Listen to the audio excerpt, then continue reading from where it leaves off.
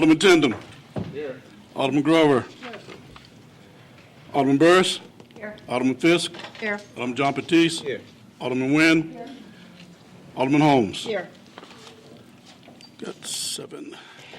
We have a quorum.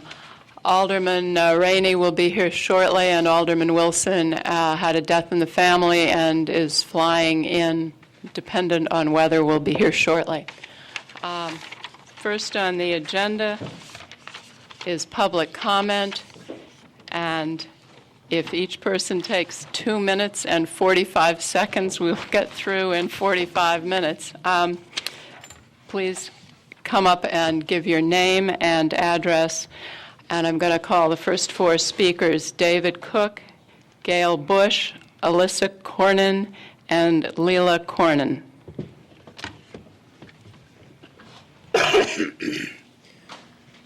Good evening, Madam Mayor, members of City Council, City Manager. My name is Dave Cook. I live at 2683 Prairie. I'm here tonight to speak for the Evanston Environmental Board regarding the Clerk 3 position. We sent you out some information last night. The last time that we were here, we spoke almost as a speed speaker, and there was not much time for any questions. Just want you to know that we're here to answer any questions if you have any that cropped up from the stuff last night. If not, I'm done. Thank you very much.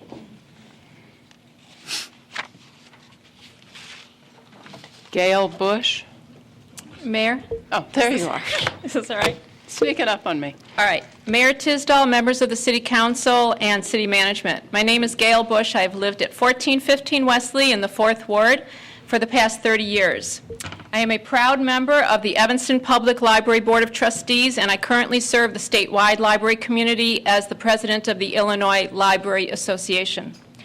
I speak to you tonight to offer the board's gratitude to the community and to our elected officials for the engagement in all matters regarding public library services to Evanston residents. Many alderpersons have spent hours in meetings and in conversations with us. We have also met with the mayor, with Wally, and we were especially happy to have Marty and Lou at the transition workshop last Saturday. We have listened and we have learned from you, and we know that you have received many emails. And the Board of Trustees is moving forward. We are re-envisioning library services for Evanston. We are dedicated to improved neighborhood services for all residents, and we are committed to being resourceful in our planning. Imagine just a few ideas.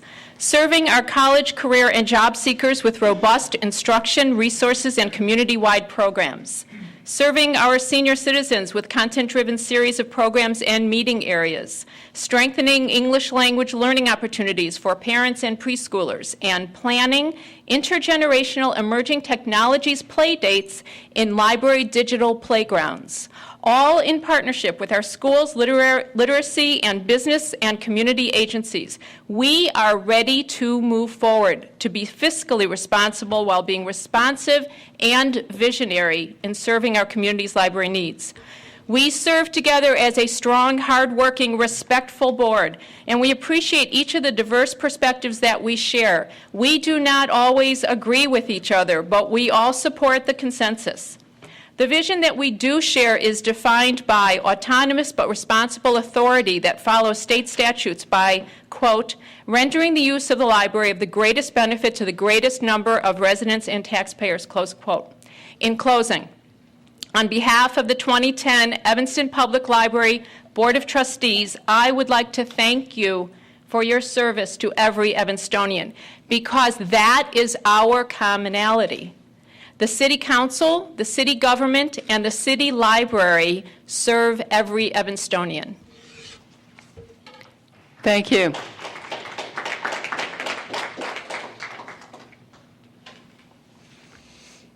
Hi, my name is Alyssa Cornyn, and I live in the 7th Ward near Ryan Stadium. My home, 2604 Eastwood Avenue. My home is in walking distance of the North Branch Library. Libraries are very important to my family. I began reading to my daughter Layla when she was 3 months old. Starting when she was 5 months old, we went to the library twice a week. At that time, we happened to live in a suburb of Boston. We moved here 5 years ago, and since then, we got our library card 2 days within moving here, and we started going to the library regularly ever since. Layla has participated in the toddler preschool story hours at all 3 libraries. She likes to draw with the paper and markers there. She has participated in the summer reading programs. She's enjoyed the scavenger hunts at the North Branch. We both use the computers. We've checked out books. We've checked out tape stories. We have borrowed museum passes, and just hundreds and hundreds and hundreds of books a year we borrow from the library. And although we visit all 3 libraries, the North Branch is our library. That's the one we walk to. I've said this, in our family we read every single day. We buy new books constantly, but my daughter has an insatiable curiosity. She is constantly interested in new things, and the only way as a single mother that I can get all the books she needs is to be able to go to the library. I cannot buy thousands of books for her every year. Being able to walk to the library is eco-friendly. We can go on the way home from school. We go up and down Central Street, patronizing the businesses there. So I just want to say we both love the libraries. I would really appreciate it if you would consider this when making your decisions, and I think that the library board has all of Evanston's residents, their best interest at heart, and I would hope that you would allow them to make the decisions about the library. Thank you. Thank you.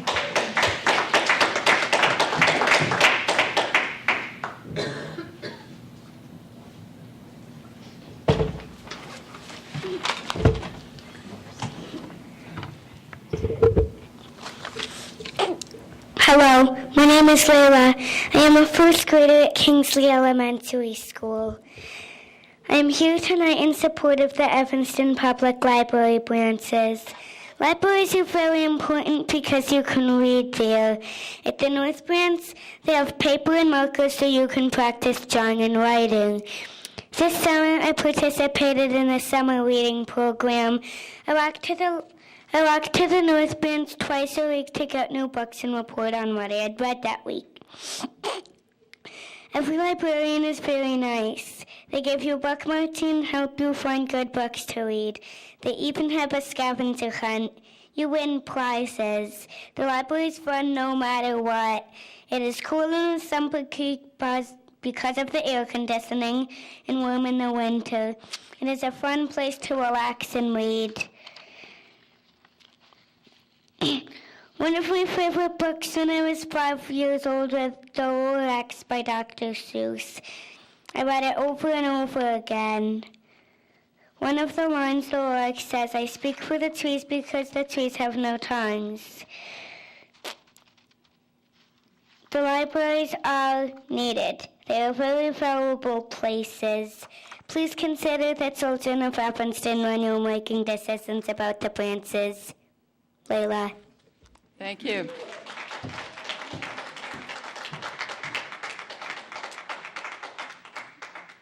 Next is Henry Latimer. Diane Allen, you ceded your time to Gail, but she didn't use it, so, okay. Bennett Johnson, Bernice Valentinus.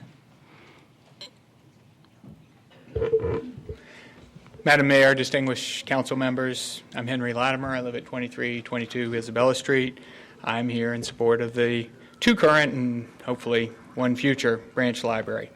They're good, reasonably efficient entities. Citizens clearly like them, even if for logical reasons managers do not. In line of Councilman Baptiste's comment, I think Saturday or so ago, about revenue enhancement, and Councilwoman Fisk's suggestion to examine a special service area, I would be quite fine with that. I think that would be a reasonable thing to do, and I would assume there'd be some caps and limitations to keep that from getting out of hand. And I'd like to see the hours previously cut restored as well. I think it's fair for you to ask, okay, what would you do to offset the additional cost? Obviously, adding some revenue would help. Personally, I could see closing the main library 1 day a week. Also, despite Alderwoman Rainey's comment about $8 billion of property value here in Evanston, I would say that property value is why you buy insurance. The fire department is here for Evanston lives. In light of that, if we had an unlimited budget, we'd have a policeman on every corner and a fire department branch on every block, but we don't. There's always some trade-offs to be made there. I don't know if using volunteers or contract employees is a logical result, but I don't think that that's sacrosanct. Thank you very much. Thank you.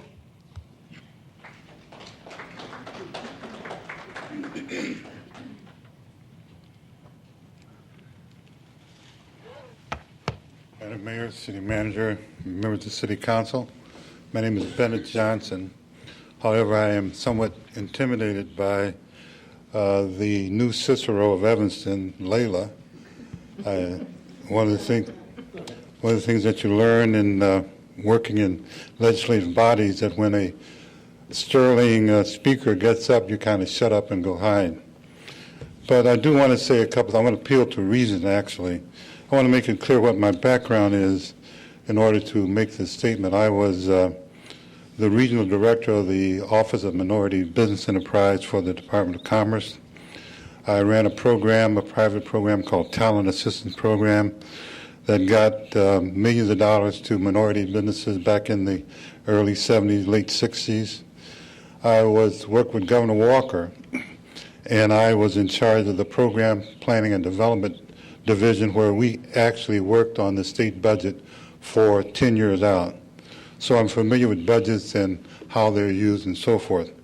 And the key, as far as a legislative group is concerned, when you use dollars, if you are representing the community, then the dollars should be used to enhance the lives of the people in the community.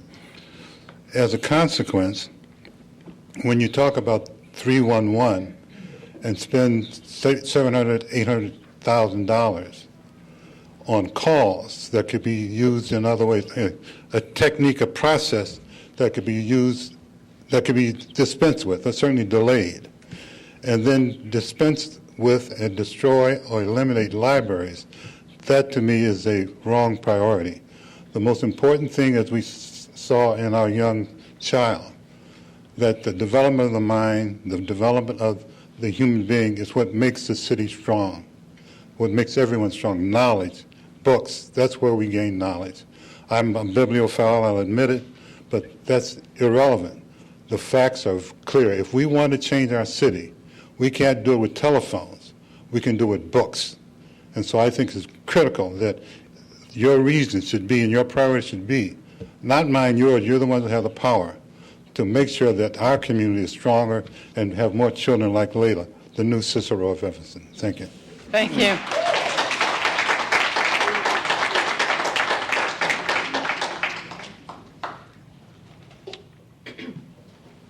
My name is Bernice Valentinas. I've been a resident of Evanston since, I believe, 1978. I live at 2656 Broadway Avenue. And I've been a part of the effort to maintain the branch libraries since the effort began. Just as a private citizen, I don't have either the illustrious background and deep knowledge of libraries and library systems, nor do I have a personal compelling story, whether it's a child that reads or some of the stories that we've heard, case studies, if you will, of the difference that libraries have made in human lives and continue to do so. I ask that this group that is faced with making some of the most difficult decisions a group can make, think about something that has become very clear to me, that what's before us now is an ability to exercise leadership on behalf of people that have clearly made their case for what is needed, with statistics and compelling stories that go on and on, that as you challenge those initial group that formed to meet various hurdles, they've been met. And in doing so, rather than dividing this community, it's brought it together in ways that I've never seen, and I've lived here for a long time.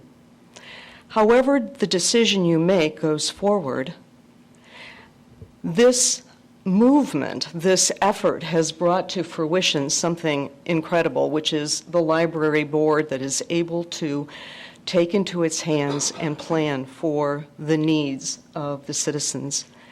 So I guess my plea tonight is just a private citizen that is very, very vested in this process, a taxpayer in this community, and someone who has elected, several of you, to serve. Please operate out of that place of leadership on behalf of people whose voices and actions could not be speaking more loudly. Thank you very much. Thank you.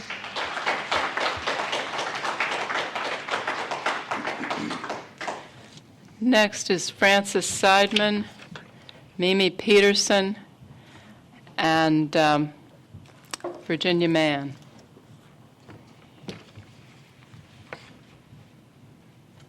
Okay. All right. I'm scratching out the whole first paragraph because, when I wrote it, I was not quite as angry as I am right now. I can't believe that we are all here and doing this again. This is such an obvious issue that it's beyond my comprehension that this debate is still going on. I've seen a lot in my life, but this beats everything. We are a literate, we are a cultured community. We have high expectations for our children. We examine test scores with a fine-tooth comb. We argue about ways to improve test scores for our kids so that they will excel, so that they will do better. We value our proximity to a major university, and yet we seem to place no value on our library system. It's inconceivable. It doesn't make any sense. I keep asking the same question, and that is, after we destroy and dismantle our library system this year, what are we going to do for an encore? We're going to have the same financial problems next year, folks. Where are we going to find the scapegoat to take up some of the slack then? We'll still be in financial trouble. It's not going to go away. And this is a short-term, a ridiculous Band-Aid of a solution to our financial problems. But, all I can think of is that maybe some of you are not planning to be around next year, so you don't give a damn what happens next year. Why worry? I do have a suggestion for next year, though. However, I've been thinking about this. We could try to sell off all our public art. Maybe we could get a few dollars, and I think we can spare those figures that are dangling from the garage, because I doubt that any child in this community will be helped in their efforts to get an education, to get to college, to improve their lives by looking at that thing that's hanging up there. So that is my contribution to this debate. Thank you.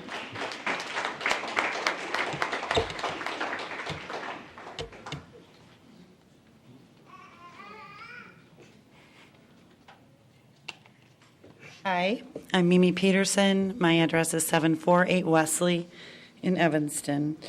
I've been listening to your budget discussions, and this is my first time making a comment. I'm really going to try to bring together a couple of issues that are of interest to me. Back in the late 80s, early 90s, I figured out that under a previous city manager, under budget cuts, we tried to save money by getting rid of our tree trimming program. And the way that worked out was we ended up with a 30-year or no tree trimming cycle at all. So the council, after having made numerous lobbying efforts that joined most of the community, made a decision to increase their forestry staff, increase their equipment, and move forward with a tree trimming program that would get our trees to a healthy cycle of about 6 years. And we haven't quite made it when we got bombarded with ever-growing Dutch elm disease. And Dutch elm disease took up a lot of time and effort, and then in that case, we lobbied and worked hard because I think the budget in the city of Evanston and everywhere really should be about what we care about and what we value. And we've made a loud statement that the trees in our community bring a lot to our home values, the character of our community, and on and on. So with the implementation of the injection program, which has proven to be very, very successful, it doesn't make a lot of financial sense to stop doing that and go back to where we have been before, which we know is not effective. If we lose forestry workers from the department, I'm not sure that everyone is really thinking about all the things that the forestry department does. Snow removal is a huge issue in the city of Evanston. I think our budget needs to be about effective and efficient delivery of services. And snow removal is huge. And people don't think about the fact that our forestry department is trained to do snow removal. They help out quite a bit. And that's something that's going to decrease in level of service. In addition to other things, like we've spent a lot of money on bringing our parks up to par. Everybody wants to live in a community that has beautiful parks. And the parks will not be maintained at the level of service that people want and expect here in Evanston. We've spent a lot of money on these parks. Do we really want to have parks that can't be mowed? These are job performances that will be missed with the reduction of those forestry workers. I did a little looking about the 311 program because I was interested in the program. It seems very exciting. It seems like a great opportunity to collect data about which you currently don't have the ability to do. But I do think that we lose something with the CRM because what we really here in Evanston, in our community of 5,000 people or so, want and is we are a small community. We have elected officials that we like to have relationships with. And Madam Mayor, if I could just have one more minute, I appreciate it. Thank you. Try to keep it to 1 minute. I'm making a point here that's significant, I think, because I think Bennett made the point that what we don't need to do is spend $800,000 to implement 12 more people taking phone calls and diminish the relationship that we have with our elected officials. I think that's the job that you guys signed up for, is to have those conversations, to know where the issues are. While I was looking around the internet today, most of these communities are very large, have large metropolitan areas that they serve, over 1 million people, and Evanston is a town of 70,000 people. In Pittsburgh, a neighborhood group was concerned because the logging of the information with their 311 system. Mamie, you're at 4.5 minutes now. I'm finishing up. Thank you. The logging of those issues is not the fixing of those issues. So people would be frustrated by the fact that they've logged this complaint with their 311 committee, and they're frustrated because 2 years later, the issue is showing as being taken care of by their system, but it hasn't actually been taken care of. If we reduce services in order to implement a 311 program, we're not going to have the people to respond. Thank you, Mamie. Thank you.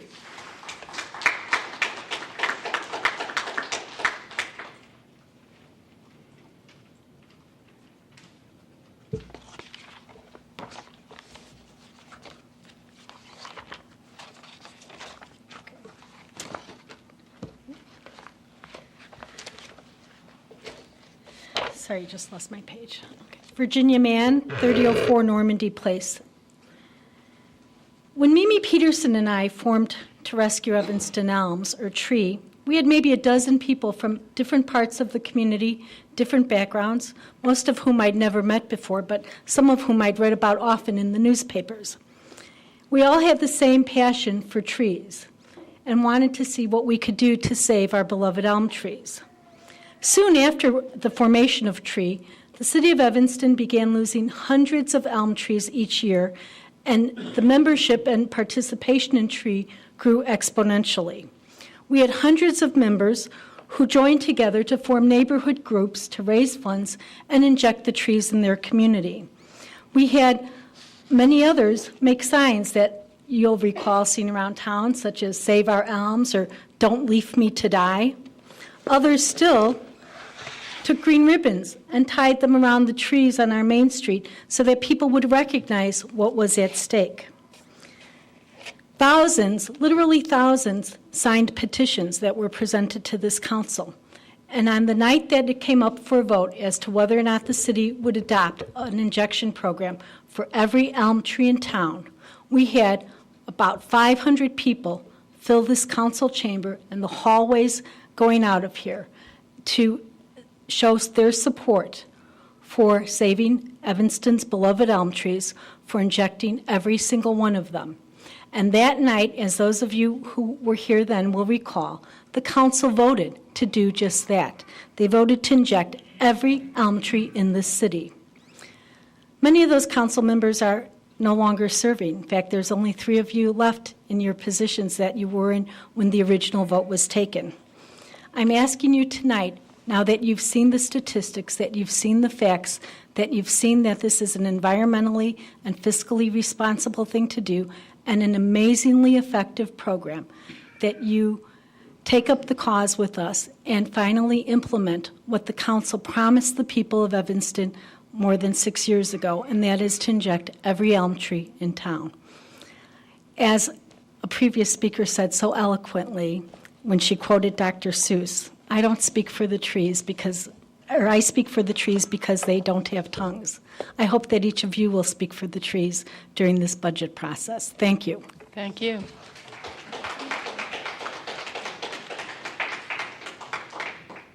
Sally Schwartzless and Beth Horner, who has multiple people who've ceded their time to you.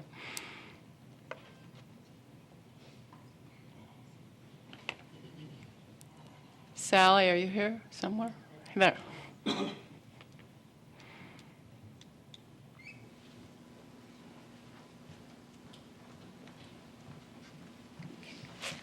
I'm actually Beth Horner. Oh, Sally speaking? ceded it to you too, okay? Oh, okay. Great. My name is Beth Horner. I live at 1911 Seward, the corner of Seward and Dodge, the 9th Ward. I am a 27-year resident of Evanston. I am a former librarian. I have a master's degree in library science, and I'm an adjunct faculty member at the Graduate School of Library Science at Dominican University. I have worked in 4 different public libraries in 3 states, but most of my experience from public libraries, in addition to that being employed, is as a storyteller. I make my living as a nationally touring storyteller, and I have spoken at state library conferences, the national library conferences, and in over 200 public libraries in 49 states. I say this not to tell you I'm exhausted from traveling. I say this to tell you that I have seen a lot of libraries. And I have heard a lot of stories about libraries. And one of the most fascinating stories that I have heard is about the Evanston Public Library, and a story from 1921. For in 1921, the Evanston Public Library faced a situation very similar to what it now faces. During difficult times, having just come through World War I at that time, the city of Evanston decided it could no longer financially support the branches and what were called the stations of the Evanston Public Library, and it was decided to close them.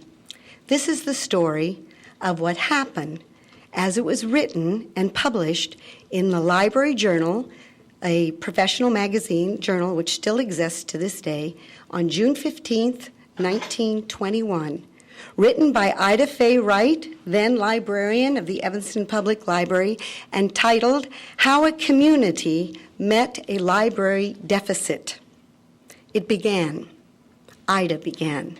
Faced with a 33 1/3% reduction from the tax levy, the Evanston, Illinois Public Library found that the funds with which to maintain the library's branches and stations were less than those of 5 years ago, at a time when the population of the city had increased 35% and the circulation of the library had almost doubled. To keep expenses within the appropriation allowed, it was decided, it would have been necessary to discontinue all of the extension work and buy no new books. Such a curtailment of service, Ida wrote, would have meant a loss in reading of over 100,000 volumes, and that among the people who have the fewest books in their homes and are the furthest from means of transportations to the main building, there would not be service. And so the city set out to inform the public of the facts, but not to raise money. The first announcement was made at the annual Library Day of the Women's Club, showing through what Ida described as stereopticon pictures, the work which would have been eliminated at the library. The evening paper broke the story. As a result of the story, the next day, there were numerous protests through telephone, through the mail, and in person to city offices. So the local paper offered a column each day into the intensive publicity campaign that was to follow.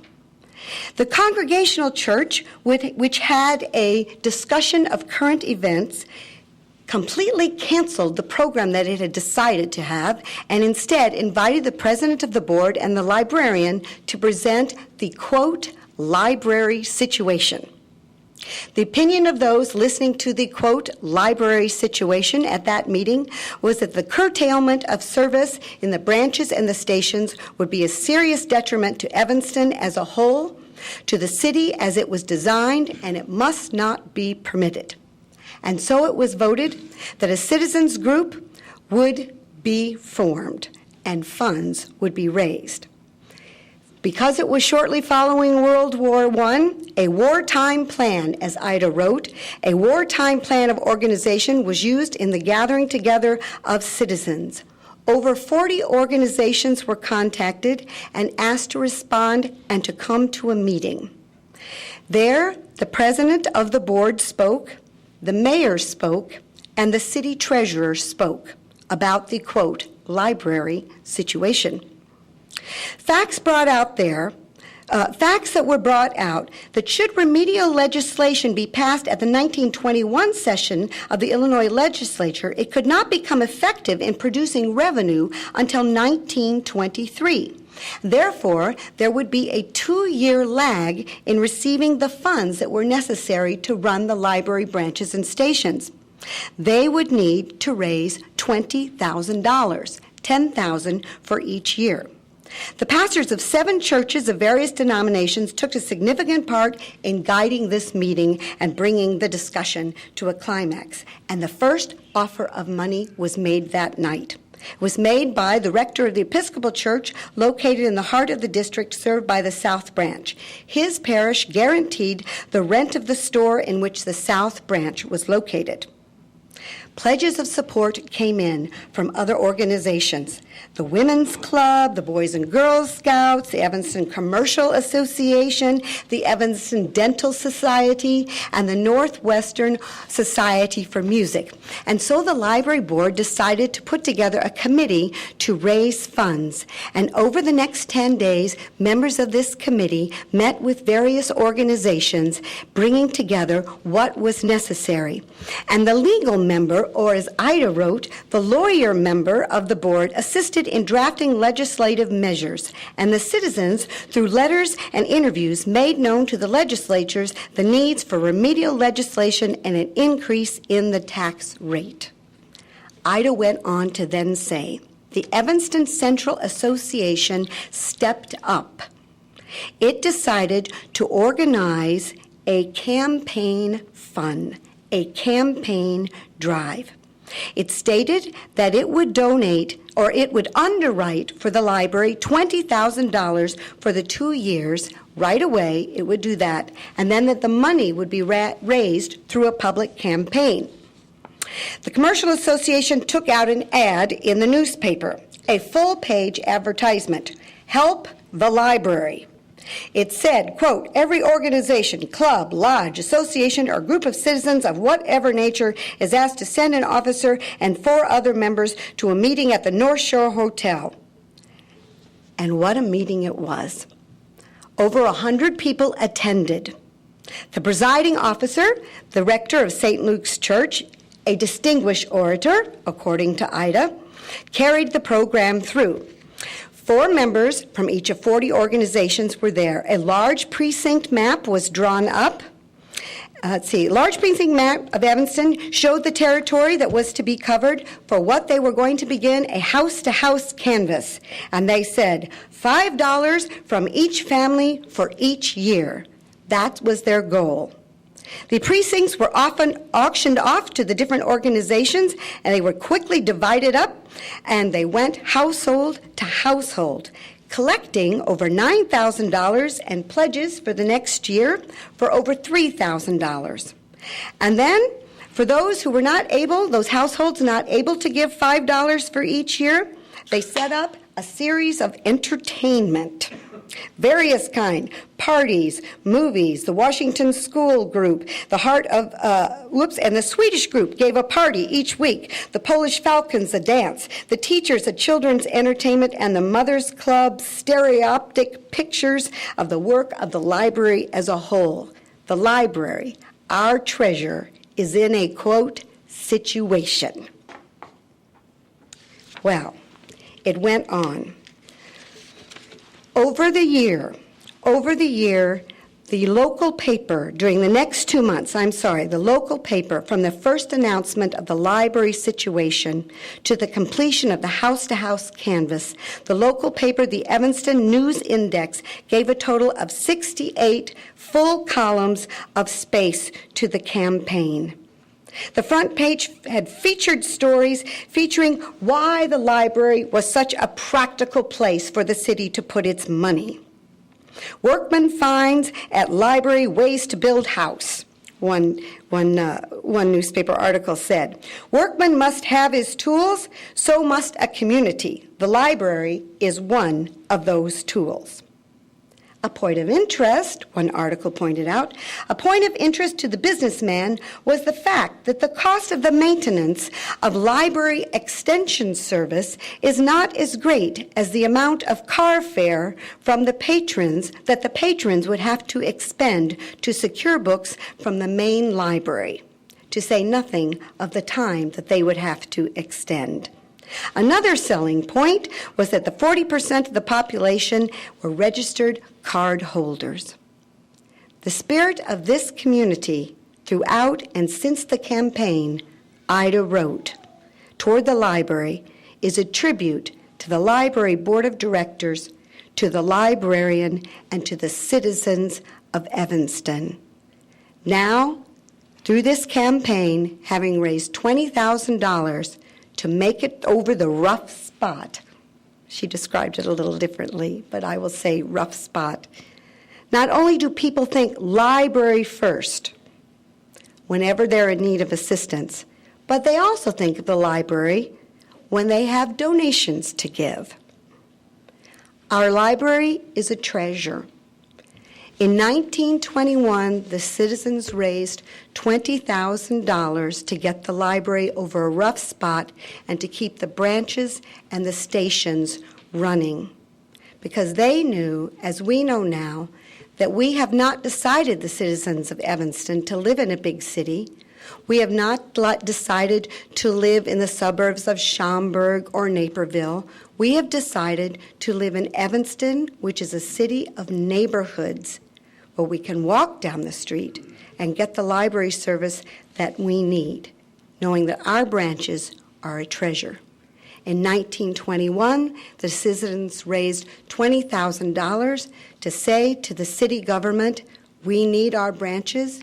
In 2010, the citizens raised $158,000 to say the same thing. That is a story of our history, which is also our present. Thank you. Thank you.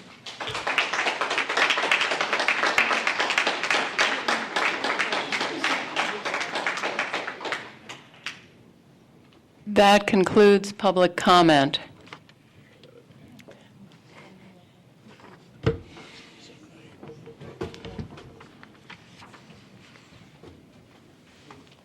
City Manager, Alderman Rainey's not here, so. Madam Mayor, I know that with one council member absent, we had prepared to talk about issues other than the libraries, which we can do at this point, or if the council would like to begin the discussion on the libraries or any other matter. I'll leave that to the council. You have presentations to make? Sorry? You have a budget presentation. Certainly. We can move on to that then, if that's what the council would like. Why don't we do that? Sure.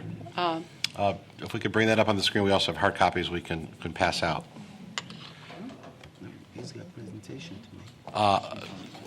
Other than that she would be late, no. I mean, we could.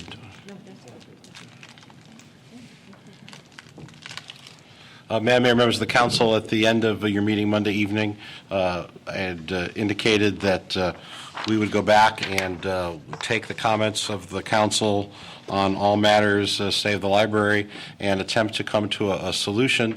I don't know if we can make the screen just a little bit bigger, Brandon, the typeface. What I have proposed here is an amendment to the budget that I submitted to you a month or so ago, which I believe addresses many of the concerns that the council has raised. What I'd like to do this evening is just walk through the list and answer any questions that you may have. This is a total of $552,600 of changes. The top group of numbers is revenues to fund the reinstated reductions. Perhaps I should go through the reinstated reductions first and then talk about the funding strategies. As I indicated at the last, thank you, Mr. Gaynor. As I indicated at the last meeting, my recommendation was to move forward to reinstate the Dutch elm inoculations at the level in which they've been budgeted in previous years, and that is at $93,000. I'm also recommending that we reinstate reductions of 2 facility maintenance worker 3 positions over a total of $160,000, a park forestry worker 2 position at $71,000, and a recreation maintenance worker. The council has expressed general concern not only with the inoculations, but also the maintenance of our facilities, the maintenance of our parks, our maintenance of our urban forest, and I believe the restoration of the reductions for the 1, 2, 3, 4 positions, I think satisfies the council's concern. Next, the council has been concerned about the Ecology Center and the recommendation that I made to have that position go from full-time to part-time. I've remained concerned about the city's ongoing support of the Ecology Center. Clearly, much money is raised by the Evanston Environmental Association to support that. The amount of direct subsidy is still about $80,000 from the general fund, in addition to some indirect subsidy. I would hope that the council would, after the first of the year, have the issue of the Ecology Center on an agenda to talk about perhaps a more firm transition plan to decrease that subsidy even further. However, I believe at this time it makes sense to reinstate that reduction so that that position would be full-time. The last change is in the area of zoning. Speakers and the council both have expressed concern regarding our resources in the zoning section of the Planning Division of the Community and Economic Development Department. I think main goal here is to level out the management structure in the department, but to make sure that there is sufficient staffing. So I'm recommending a reinstatement of a position for the zoning section, reclassifying the zoning administrator position to a zoning planner. We currently have one zoning planner and one zoning officer. This would have us have two zoning planners, a zoning officer, and the zoning administrator position, which will be part of the responsibilities of the Deputy Director for Planning and Zoning, Mr. Marino. So with that, that totals $552,600. So where do we get $552,600? I would bring your attention to the group of lists for revenues. The Evanston Environmental Association had indicated a week or two ago that in order to help keep the position at the Ecology Center full-time, that they would make an additional contribution of $7,000, and I recommend that the council accept that additional contribution. Next is the funding of the $93,000 for the Dutch elm inoculations. As I believe we've talked about a couple of previous times, there is a reserve that we have been accumulating for these inoculations. There is sufficient money in that reserve to make sure that that payment is made. There were larger discussions by the council the last couple of meetings about where we're heading with forestry. If we save more trees, are we saving money with having to take dead trees out? I believe it's something we want to continue to look at. I think that there still is work to be done to make sure that we're making the most of our resources. I believe that the reinstitution of the Dutch elm inoculations at the level that we have been doing previously is the first step of that. I believe there are additional steps, but for budget purposes, I believe that that will be sufficient to move forward. I think it makes sense to continue to have reserve funds for those inoculations, but would like to spend a little bit more time in the coming year to come back to the council with a greater, more long-range plan. I think it would be instructive to have the council comfortable with that long-range plan, so hopefully this will not be something that's talked about every single year.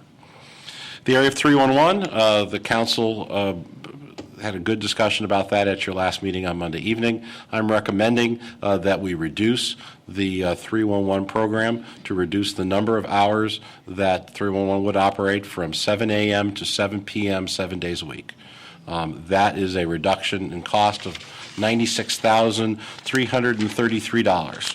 So if I can just take a moment to catch everyone up on what that means for the cost of 311. We are estimating that the annual cost of providing this service is $683,363. There is also $100,000 that has been identified for capital improvements.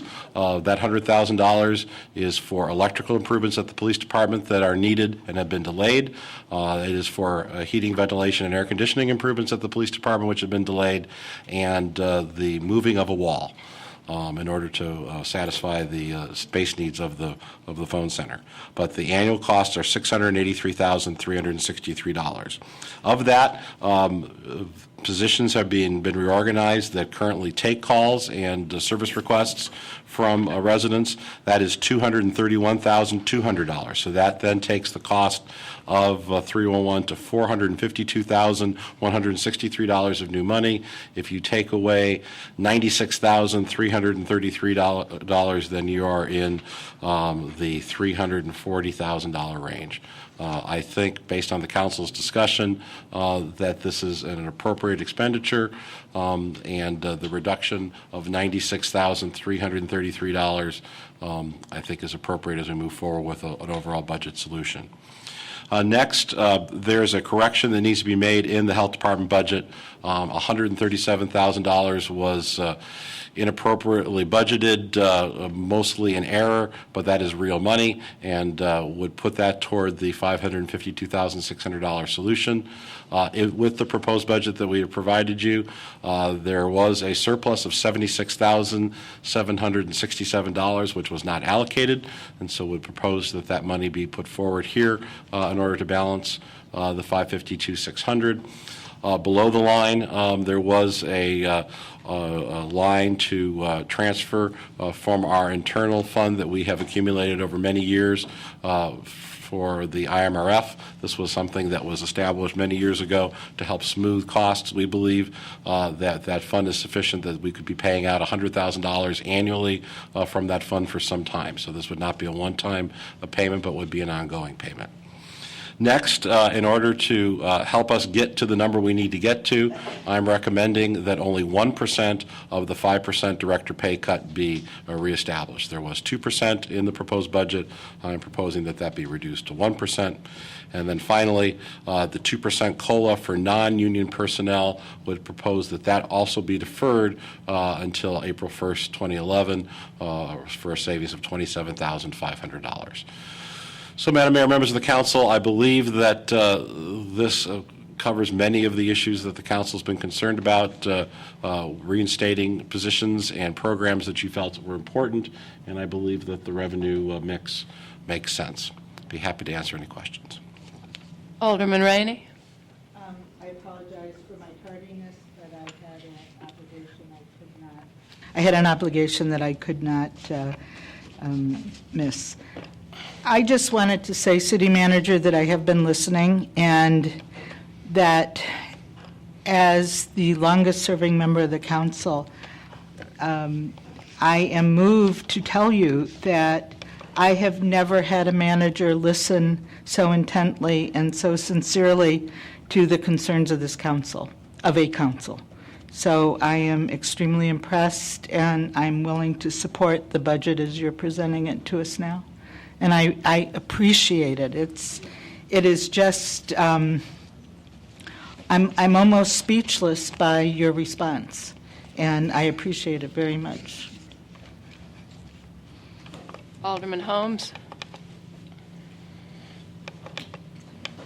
I wanted to ask, City Manager, where in the Health Department's budget is the 137? Where's that error?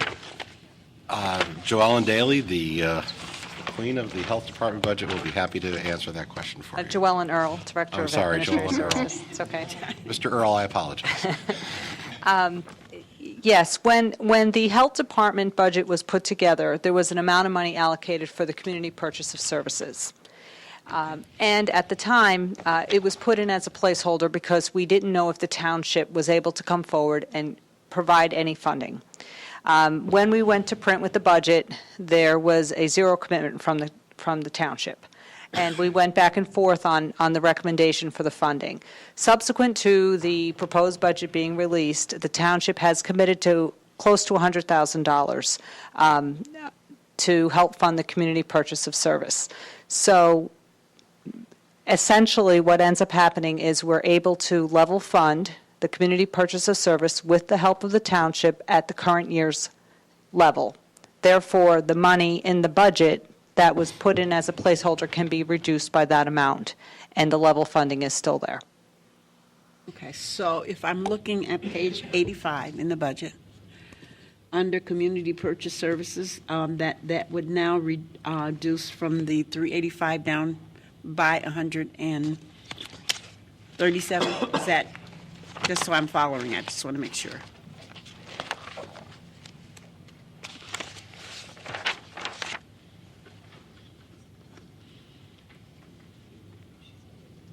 If you look on page 85, the line item for 2460, That's exactly where I'm looking. the 737 would be reduced to about 600. And then in the proposed budget, there's a further recommended reduction of 25,000. So that would be reduced to 575,000. Just want to make sure I'm on the right line. Yes, you are on the right line. Because the township has committed the additional money, what we would need to level fund is about $654,000, and it will exceed that by a few dollars, but that's what will appear. What will appear there will be the amount of money which will be level funded at the 10 months. Alderman Fisk. Thank you, Madam Mayor. Mr. City Manager, I had a question on 311. So the total cost that you're saying for the first 10 months is $340,000? Am I hearing that correctly? And let me give you the appropriate amount, because I did not have the sheet of paper in front of me when I did my little crib sheet. So I will give you, it's 452, 163 minus 96, 333. So the new money that is needed is 355, 830.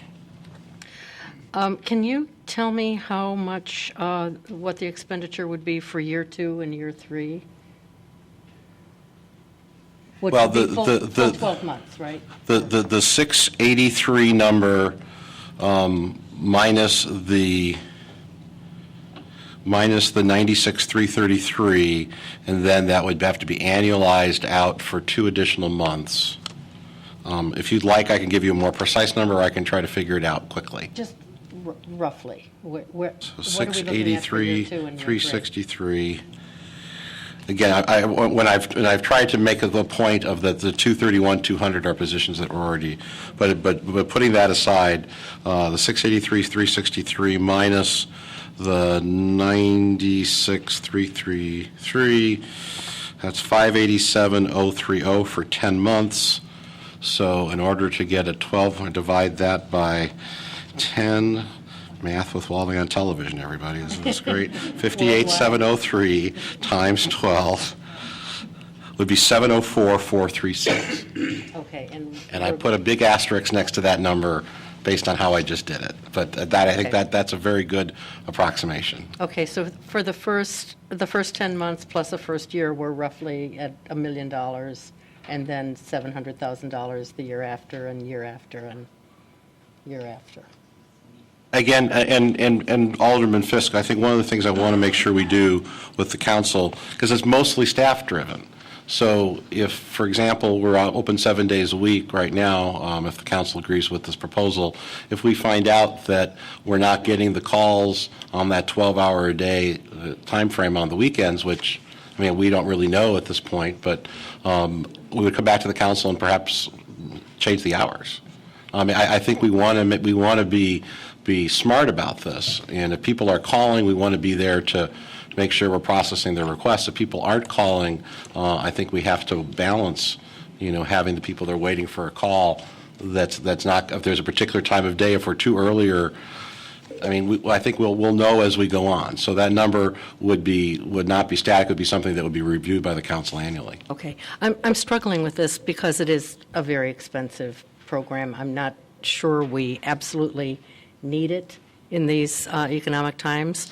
And I want to see if there's, I want to. Could you be quiet, please? We would like to get through the budget this evening. Thank you. I want to see if there is a way to justify it. So that's why I'm asking the question. Well, and Alderman Fisk, I think once we have some data, I think the justification will be very apparent. My concern is that we will cut more.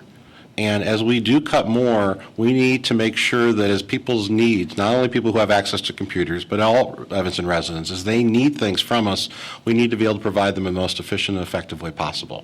Because if we're not able to do that, you all hear from your residents all the time, I pay my taxes, why can't I get this done? And the more people, we need to keep the people on the front lines. These changes I'm making, I think very clearly I heard from all of you that that's a priority. But we have to support these people. If there are not people there to make sure that we're finding out what the needs of the community are, those folks that are on the front lines won't be doing what the community needs, and people will become very upset. Right. And I really fear that the system we have in place today is broke. I hope that this fixes it. But we have to support those good people who are providing the services, because right now I don't think we do to the extent that we should. Okay. Another related concern with this is that with any software-driven program, which this is, there are updates, changes to software, additional expenses that go on over the year all of the time, or over the years all of the time.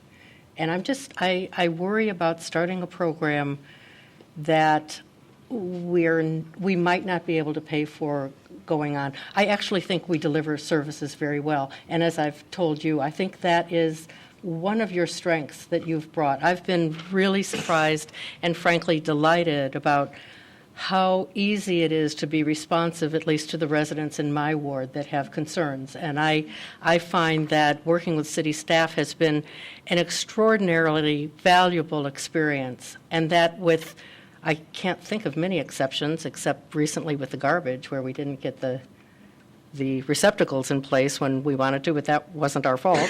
I can't think of more than a couple of days that have gone by without a constituent need or request being met.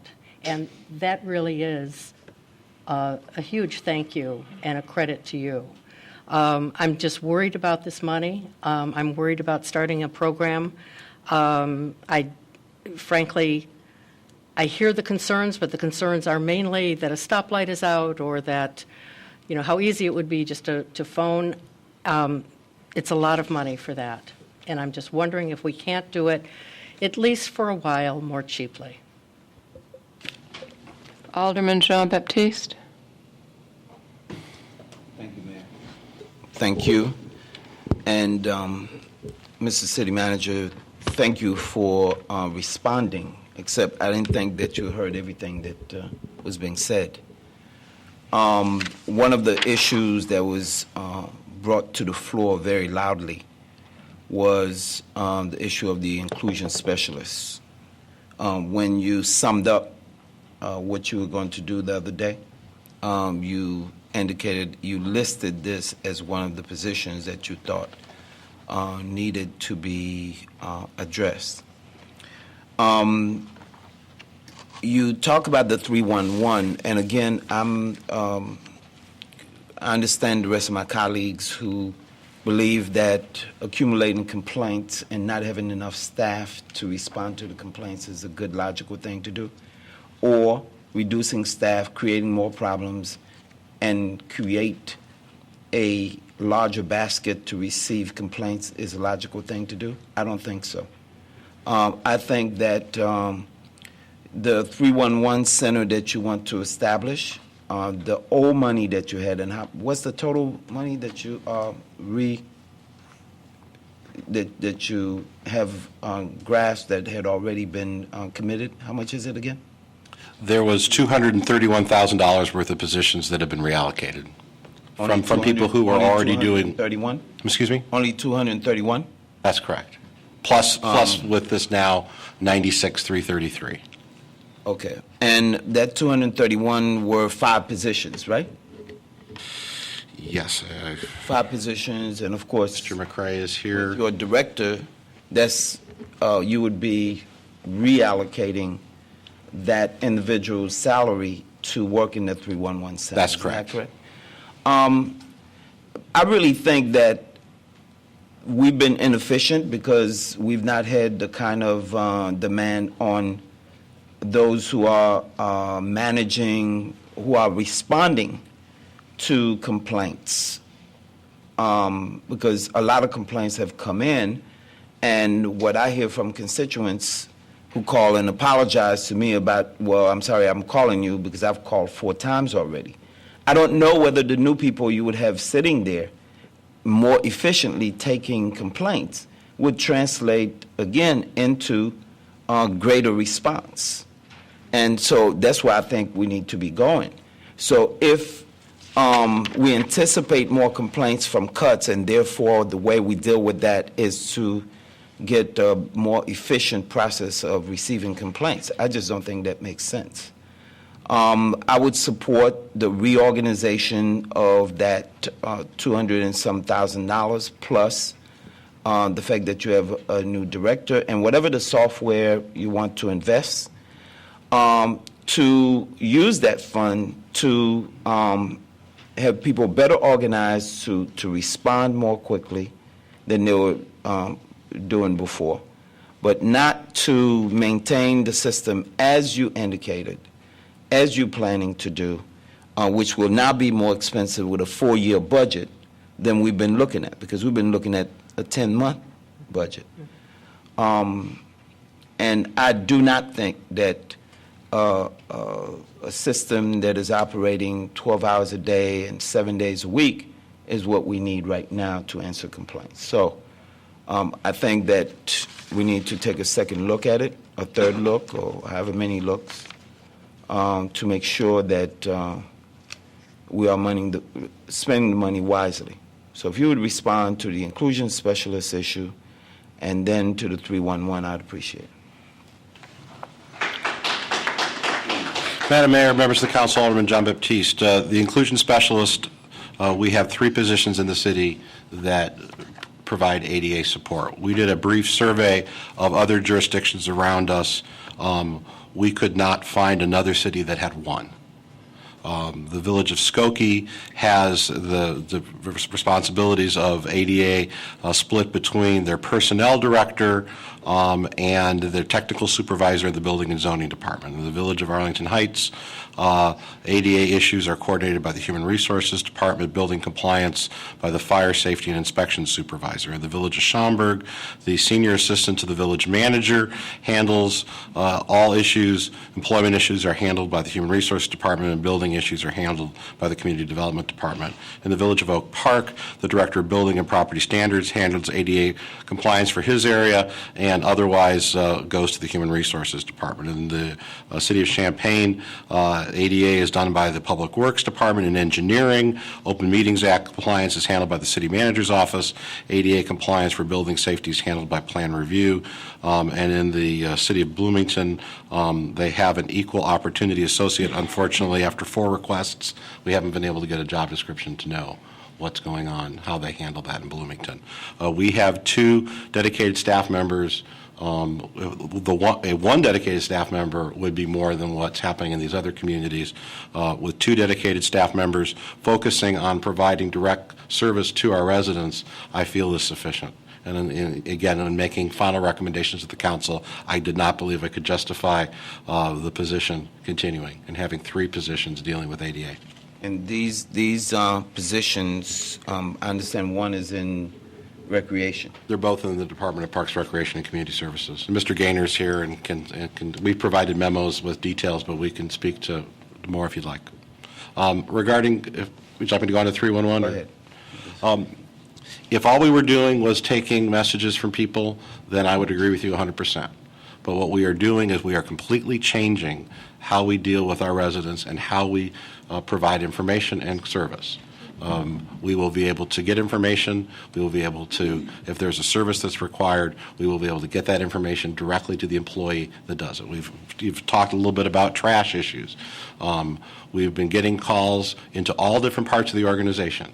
And so when someone calls and says my trash hasn't been picked up, they may call the front desk. The front desk knows to send it to Public Works. They may call Building and Safety. They may call the Police Department, 911. Those issues hopefully get to Public Works.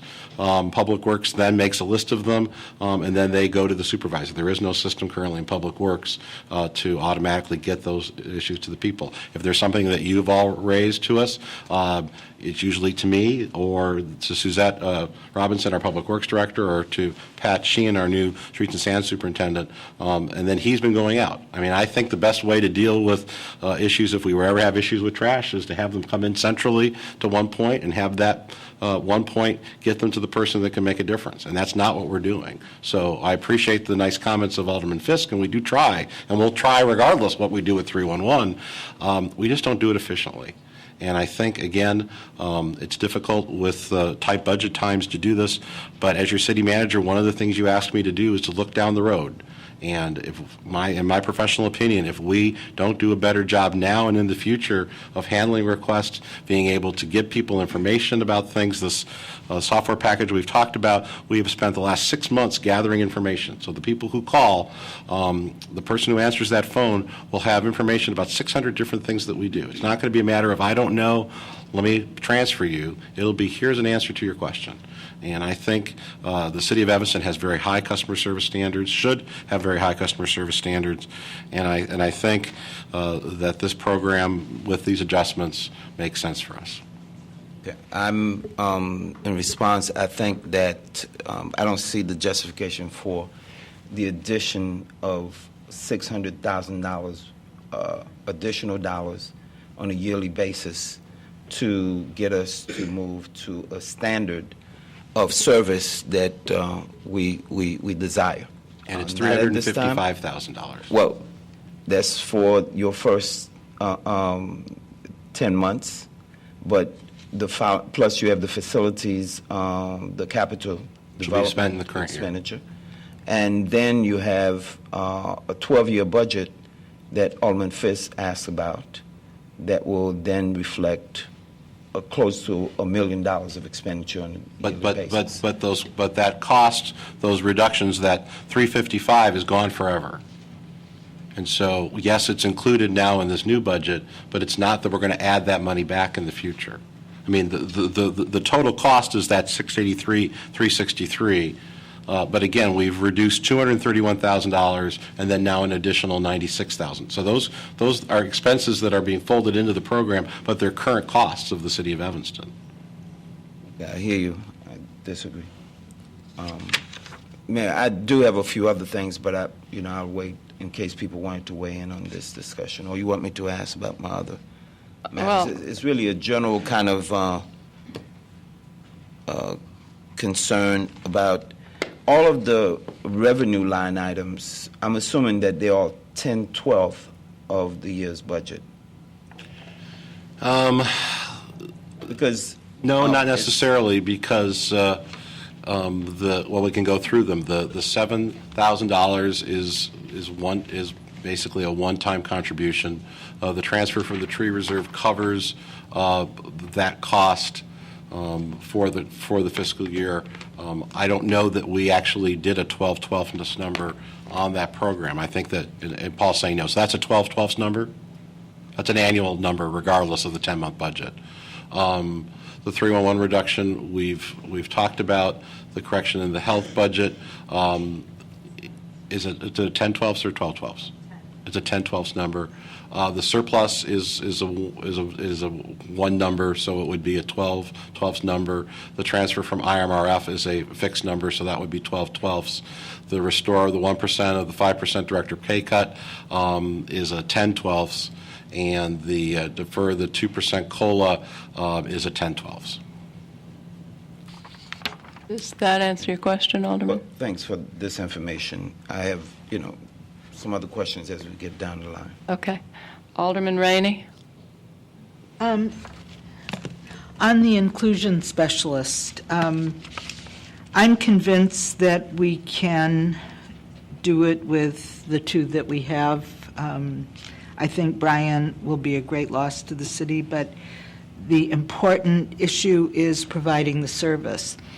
One of the things that I'd like to see us do is hold a meeting with the people who currently are going to fill Brian Barnes' shoes and all of the other issues having to do with ADA, and meet with people from Over the Rainbow and Mary Friedel, and just put out the word that we're going to have a meeting, a workshop type meeting, study session to introduce them to who these people are and to get their confidence. I think that's very important because they may not know them. Sure. And they know Brian. So that's one thing. The cuts in that we've made to move to the 311 are sustainable cuts. I mean, they're not something that's going to pop back into the budget in the following year. One of the things that I think it's a mistake to project what the next full year budget is going to be for 311, because it's almost like a pilot. I know you don't want to consider it a pilot, but to me it's almost like an experiment, a pilot program. I'm sure it's going to work. I'm becoming more and more convinced that we have the people on the front line to provide the service. I think there's a breakdown in who we're reaching in those departments and the direction given to the frontline people. That's the only thing I can think of is the problem. And if that is the problem, then this should solve it. I'm hopeful of that. And I think 7 to 7 is more than enough time. I didn't understand that. Okay. I think when we say, and I had the same position as you did a few weeks ago, and that is, look, how can 311 help when I call up and ask for a garbage pickup and don't get it? You know, I talk to the people who do garbage pickups, but I still don't get the garbage pickup. And I'm not personalizing this, by the way, I'm just making an example. I think there's a breakdown someplace, and I don't know all the levels in the various departments, but maybe there's a breakdown. Maybe there is a poor communication network. I'm not sure. But I believe if a 311 system is put into place, and if it works properly, people will get the direction from those authorized to give them direction, to lay out the work orders, in other words. I'm hopeful. If that doesn't work, Alderman, then you and I will be right back here next year, or in 6 months actually, arguing that this program hasn't worked. But I'm hopeful that it will, and I think cutting it to 7 to 7 is perfect. People can make calls before they go to work. People can make calls when they come home and find something hasn't been done or they've seen something on the way. So I think those are great times to do this.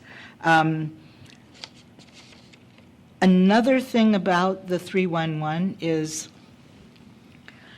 back in the day when all the advertising and PR books were coming out, I don't know if it was Peter Principle or what the book was, but the argument was the most important person in the organization for public relations is that person who answers the phone when the switchboard operator, the 311 person, which didn't exist at the time, if that person can satisfy the needs of the person on the phone thinks the organization is really a well-oiled machine. And if this works, that's what we should see. That's why people like various aldermen, because they call us up, we're nice to them, we get the job done, but we need help with that. So I was very skeptical about 311, and I've almost turned around. I'm not completely turned around, but I'm willing to give it a try, a 10-month try, and the managers reduced the costs, the hours, which I think only makes sense. The other I thought made no sense. So I'm on board with it. And I think the manager knows how important it is for this to succeed, and will make sure that direction is given to those who are involved. Alderman Tendam. Thank you, Madam Mayor. I'd actually asked to speak with regard to a couple of the other items, but I think, while we're on the subject of 311, I'd like to voice my support. Customer service was something that Wally and I talked about from day one, my first meetings with him.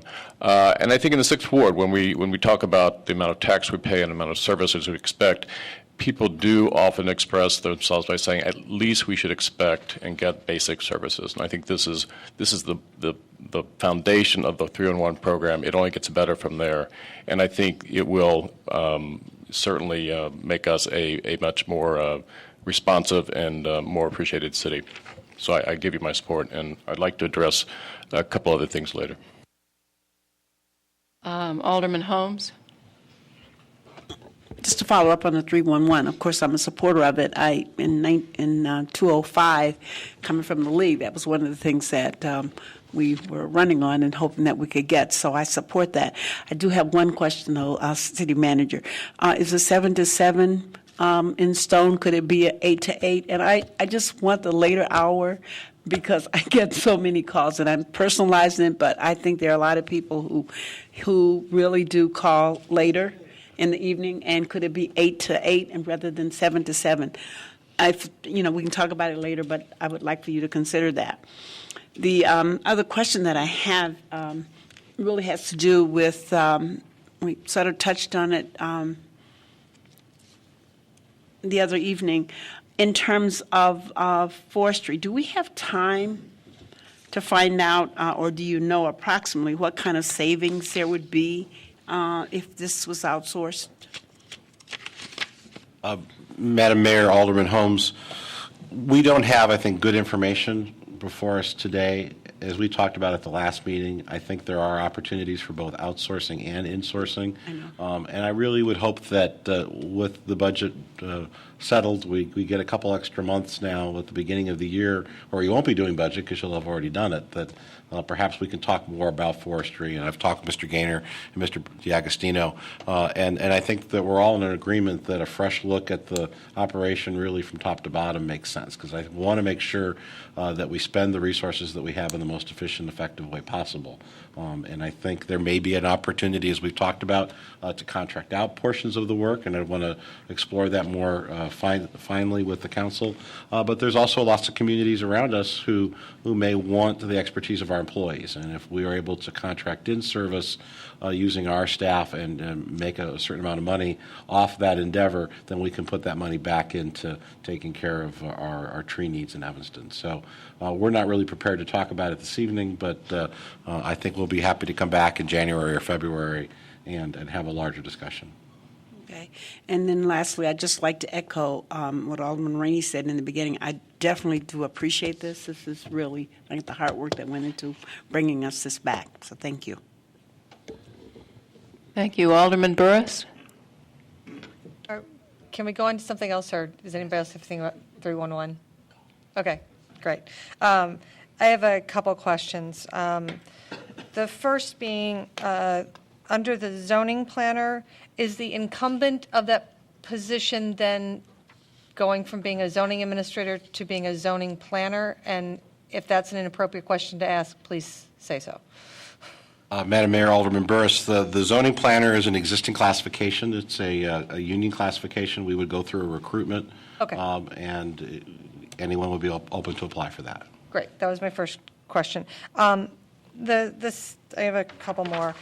Going to the revenues. I'm always concerned when we have a one-time transfer, one-time hit to the budget to balance the budget. So I wonder if you can explain a little bit more about the transfer from the IMRF fund. I kind of doesn't feel a good gut test for me. And if we can find funding somewhere else other than continuing to reduce the pay of the director and the non-union personnel. I've been involved with the city for a while, and I think our directors, I've seen them work harder in this last year than I've seen, and maybe that's because of you, Wally, and putting everyone's feet to the fire, but these folks are here. I'm convinced that some of them have cots in the basement, and they're staying here all the time. And our non-union personnel, everyone's working really hard. I know it's hard budget season, but it just seems that people that are working amazing hours and trying to find a way to make the city work with reduced personnel, that we should not ding them. Thanks.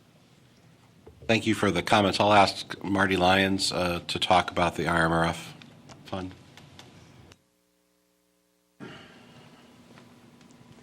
Good evening, members of council. Alderman Burris, City Manager, Marty Lyons, Treasurer. With respect to the IMRF fund, as the manager pointed out, many communities actually have an IMRF fund, an actual fund, and they also levy a tax for the IMRF pension, the same way that we do for police and fire pension funds. The city does not do that. We keep it in our operating costs in every fund, including water and sewer. But several years back, what was done was to set up a reserve for future IMRF obligations, not unlike the reserves we have for police and fire. Our large reserve, if you will, is at IMRF. We have an account that's in the millions and millions of dollars that covers all of our IMRF pension costs. And up until 2.5 years ago, we were 100+% funded. We were considering whether to take about 2% out before the market crashed. So all that being said, we have this designated reserve of approximately $2.5 million that is designated for IMRF purposes. And we're actually experiencing a good reason to use that, not necessarily detailed this way in the budget, but when the crash hit, our funding dropped down to below 70%. And our rates are going up, and we've reported this out, that our rates are going up to cover the loss in investments in the fund, but on a measured basis. Well, one of the things that we could do and what we're proposing here is to mitigate that increase by drawing down that IMRF reserve. And we believe, Alderman Burris, just to finish the thought, that there's sufficient funds there that we can do that. I think anything you can do perhaps over 5 years, we consider permanent. So we think that, clearly with $2.5 million, that would be $500,000 over 5 years. The council could continue to do that beyond 5 years and be 20 years, really. So that's the only reason, I agree with you in principle, but in this instance, there's a sufficient fund balance that if we took $100,000 a year, it'd be a long time before we exhaust it. If I may, one other thing that did change was the IMRF fund the IMRF pension is one that has been, if you will, reformed. So starting when we have new employees come in, they will be working until age 67 instead of age 64 benefit. So over 10 to 20 years, our need for this also may diminish because of the change in benefits in the IMRF fund that was recently enacted by the state. Can I follow up? I'm sorry. It's just. Go ahead. So if we're doing 100,000 out of it,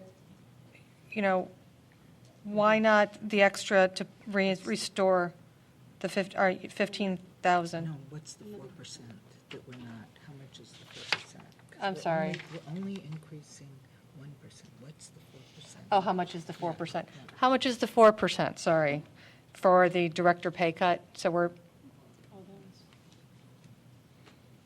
It's $15,000 a percent. Correct. 15,000 a percent, right. Right. Okay. 60. 60. Restore the whole amount at 60,000. That's what you're saying. Thanks. Just a Yes. Thank you. I'm sorry. Could you all, for those of us at this end, what is yes, yes? I think what, I'm sorry, we are not communicating properly. Taking out another 60,000 for the IMRF transfer and restoring the whole 5%, I think is what. But Dolores, I'll let you speak for yourself. Sorry about that. No, I'm going to second it. I just think that it would be good to do that if it's there. There's no reason why we couldn't take it out. So was that a real motion? Yes. All right. It's been moved and seconded. Sure, why not? I see no further lights. City Clerk, could you call the roll on that? We would have an actual decision. I'm kind of confused. Repeat The motion is to restore 4%, is that correct? The additional 4%. So for 5. Oh, so to restore a total of 5%. But we don't know where that 15,000 came from. It was 1%. But I don't know that it came from the IMRF. And maybe just to clarify, it would be $75,000 total. So there's 15,000 is what's being proposed, so that would be a difference of 60,000. And you can either direct me as a funding source, or we can wait until we're done with some other decisions and see how much other money we have to gin up. I think it should come from the IMRF. Okay. Additional 4, because we already have a plan for the 15. Okay. Alderman Wilson? As I recall, the city manager's original proposal was the 2% restoration as opposed to the entire 5%, just to remind everybody. Well, the motion is for the entire 5%. All right. Is the motion being amended? Don, do you want to amend it? I don't want to amend it. I don't want to, add any more money to the budget. So that's kind of where I'm at. You're amending to. I'm not amending it. I'm pointing that out because,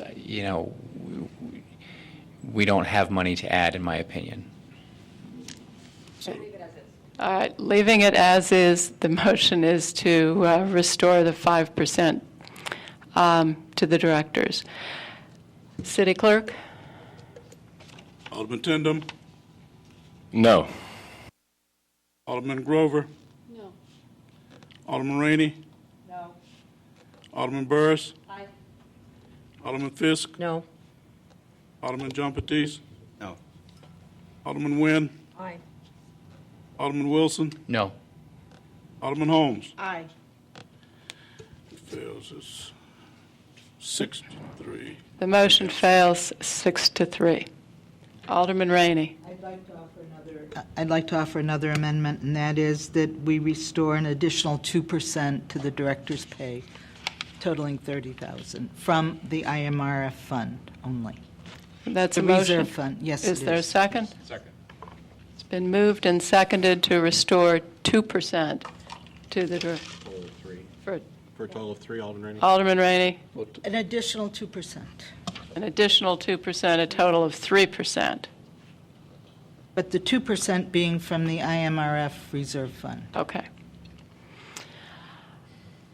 Is there a second? Second. It's been moved and seconded. Mark seconded it. I second. All right. City Clerk? Alderman Tindem? Aye. Alderman Grover? No. Alderman Rainey? Aye. Alderman Burris? Aye. Alderman Fisk? No. Alderman John Batiste? Aye. Alderman Nguyen? Aye. Alderman Wilson? No. Alderman Holmes? Aye. 6-4, it passes. 6 against 3. 6-3, the motion passes. Next, Alderman Fisk. And we're discussing, as far as I'm concerned, anything on this budget balancing sheet. This Certainly budget- not confined to 311. Right. Yeah, we got away from 311. I would think we're discussing anything in the budget, not just this. I'm planning on discussing anything in the budget. Well, go discuss anything. Okay, two things. I would like just to ask the city manager again about zoning. You feel comfortable that that zoning will be adequately covered under what you're proposing? Alderman Fisk, members of the council, yes. As I've heard the council's concerns about the position elimination, met with staff, Mr. Lyons and Mr. Marino. Mr. Marino would take on the responsibility of zoning administrator. His biggest concern was just having another staff member available to work on the staff. So that's why it's a big restoration.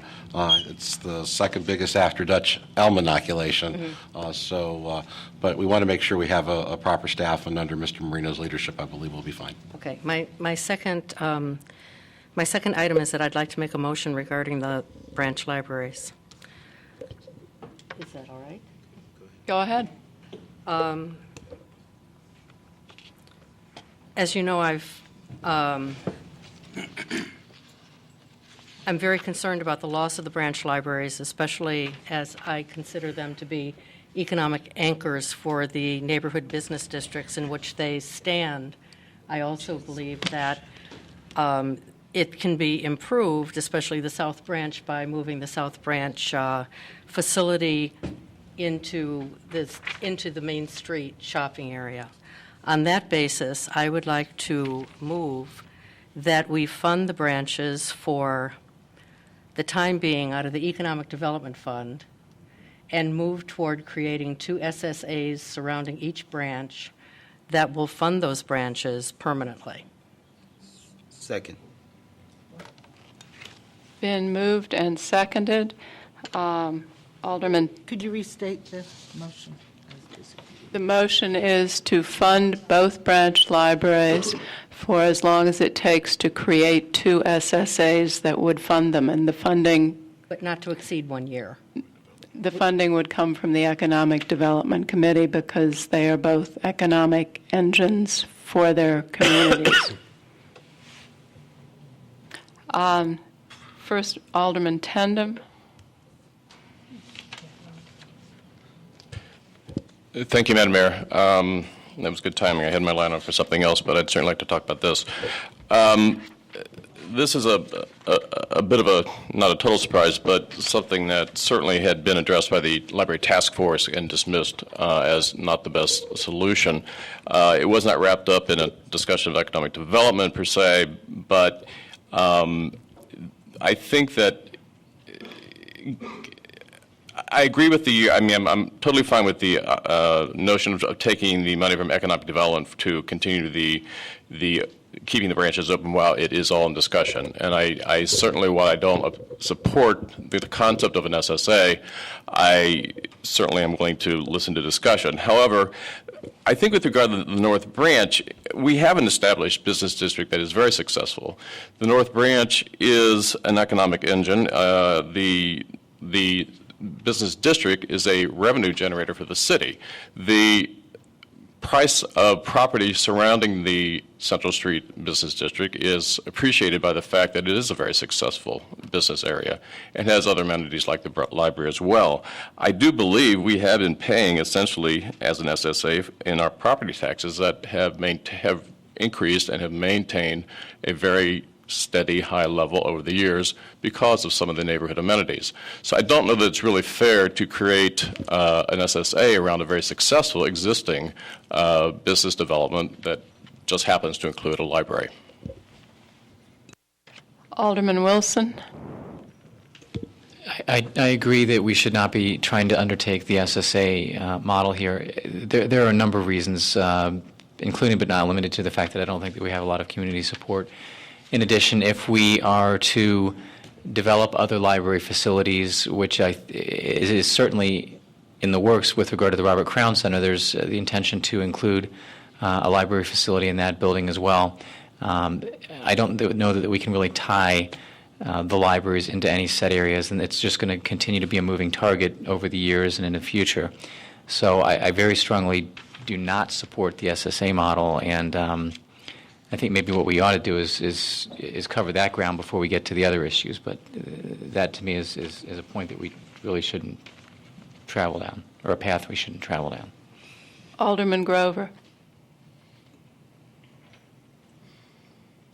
Thank you, Madam Mayor, and thank you, Alderman Fisk, for opening the discussion about libraries. I'm glad to venture in. As to the SSA, perhaps it does deserve some more focus and attention, but I wonder if it is compatible with what we've heard from our Library Board of Trustees, the idea of an SSA, compatible with the trustees' mission, which is, I believe Ms. Bush said, quoting the Illinois law, to provide services the greatest benefit to the greatest number. With the Library Board's stated purpose of expanding library services in various ways to the community, whether an SSA, which focuses on 2 separate areas, is compatible with what the Library Board has expressed as its vision and mission for services. Earlier this week, I asked our library administrators to collect for us the bios, information about who the Library Board is, and I think we got it this week. And it was interesting to me. I don't know the members of the Library Board. I'm just meeting them this year. But what we learned is that they really do bring to the table some extraordinary skills and background and commitment to the community. We have a teaching center director, corporate administrators, educators, teachers, people who have skills and talents and are recognized in the field by their peers, plus some with experience in managing facilities, in development, business management, developing and implementing and operating and capital budgets, being involved in real estate and labor negotiations. The members of the Library Board, from what I've read, have been involved and lived in this community for a long time. And they are professionals. I think we need, actually, to give the library board its budget and ask them to realize for us the maximum benefit for the greatest number within that budget, and not decide ourselves that branches are the best or the worst way to deliver those services, but rather give the library board that discretion. We need to give the library board the information about walkability. We need to give the library board the information about our neighborhood dynamics and neighborhood demand for services. We need to let our library board do some long overdue strategic planning and some evaluation of programs and best practices, and to figure out from their perspective how we reach those residents quoted in the article who have fewer books at home and don't live within an easy distance of a library. As to, I mean, these are questions for people with more knowledge than we have about libraries. We have a library board, and this community needs to ask more of our library board of trustees, and we need to expect more of the library board of trustees, and we need to let them do their job, which is really to decide how to reach the maximum number with the maximum benefit. So I'll leave it at that for now, but right now I can't support an SSA because I'm not sure how that works with where our library board is headed. And of course, we'd like to be able to work with the neighborhoods that would be included in the special service area, because those who support the branches aren't necessarily the ones who support the taxes. And there is no unanimity, even in my ward, about the North Branch Library and whether the city should fund it. But we have heard loud and clear from many, many residents, just as we heard from many residents about trees and inoculating trees, and we've heard from many residents about our ecology center. We've heard from many residents with the expertise and the energy to back it up about our library services. I see a future for libraries in Evanston, and it may not include, I'm scared to say, the North Branch. I don't know what this library board will do with the North Branch, which is, as you said, Alderman Fisk, an anchor to that business district, along with the post office there. Those are the two reasons people make regular trips to Central Street. It's those institutional presences on Central Street. So not even knowing where the library board would go with those particular branches, I am comfortable letting the library board exercise its discretion and expertise and professional opinions in how you best deliver these services. Alderman Nguyen. Thank you, Madam Mayor. I do want to touch on this topic. I think I look at the Economic Development Fund, and certainly the branches are economic engines. That's been demonstrated certainly on the north, for the North Branch, and the location for the South Branch would certainly improve if it were moved around the corner to some location on Main Street. We've looked at various places to move the South Branch for at least 4 or 5 years. There was at one point the city evaluated the place that Trattoria Demi is, not Trattoria Demi, the DOC is, when it was Judy's Bakery and it closed. And we considered moving into that site then. There were problems that I don't quite remember what physically with the space. That would have altered Main Street significantly. Trattoria DOC is a wonderful addition. I urge you all to patronize it. But I think the merchants down at Main Street would love to have the library as the same type of economic engine. So I'm not necessarily opposed to the Economic Development Fund supporting the libraries for a year, but I've said before that I think an SSA is not a good idea. I think that library services are really for all, and we should all support them. They're like our parks. And I know we have our 2 individual park districts, but I don't think that that's the best solution. It doesn't. I don't think that it necessarily achieves the goal that we want. So I am still in support of having the branches. I like what I'm hearing from the library board. I've had discussions with members of the library board. I think they very much understand what the community's goal is, not just the city council and not just the Evanston Library Friends. It's what our overall goal is in terms of new ways to serve the community. So I can't support the SSA issue. If we can separate this, perhaps that would be a better way to do it. Alderman Rainey. Well, I mean, I've heard the branches and the trees compared, and I don't think you can do that. We all have trees in our neighborhood, no matter how depressed the neighborhood might be. Otherwise, we all have trees. And so I really don't like that comparison. And a dead tree is a dead tree. No branches leaves us with a spectacular main library that could even be more spectacular. The only problem I have with what Alderman Grover said is that this library board, were we to have an unending pot of money, I think they would be doing a fabulous job. But I think they miss the boat when it comes to understanding the economics of this community. And I think it's a serious problem that they have. The way to administer the branches is to get more money out of us, and that's exactly the approach that's being taken. Further, to have argued all these years that the South Branch Library was an economic engine is just crazy, because I don't believe you can point to one thing that has, one small business that has benefited from the South Branch Library. I lived in that neighborhood 1 block away from there for years and years and years, and I don't see much difference except for the residential, but you know, that has nothing to do with that library.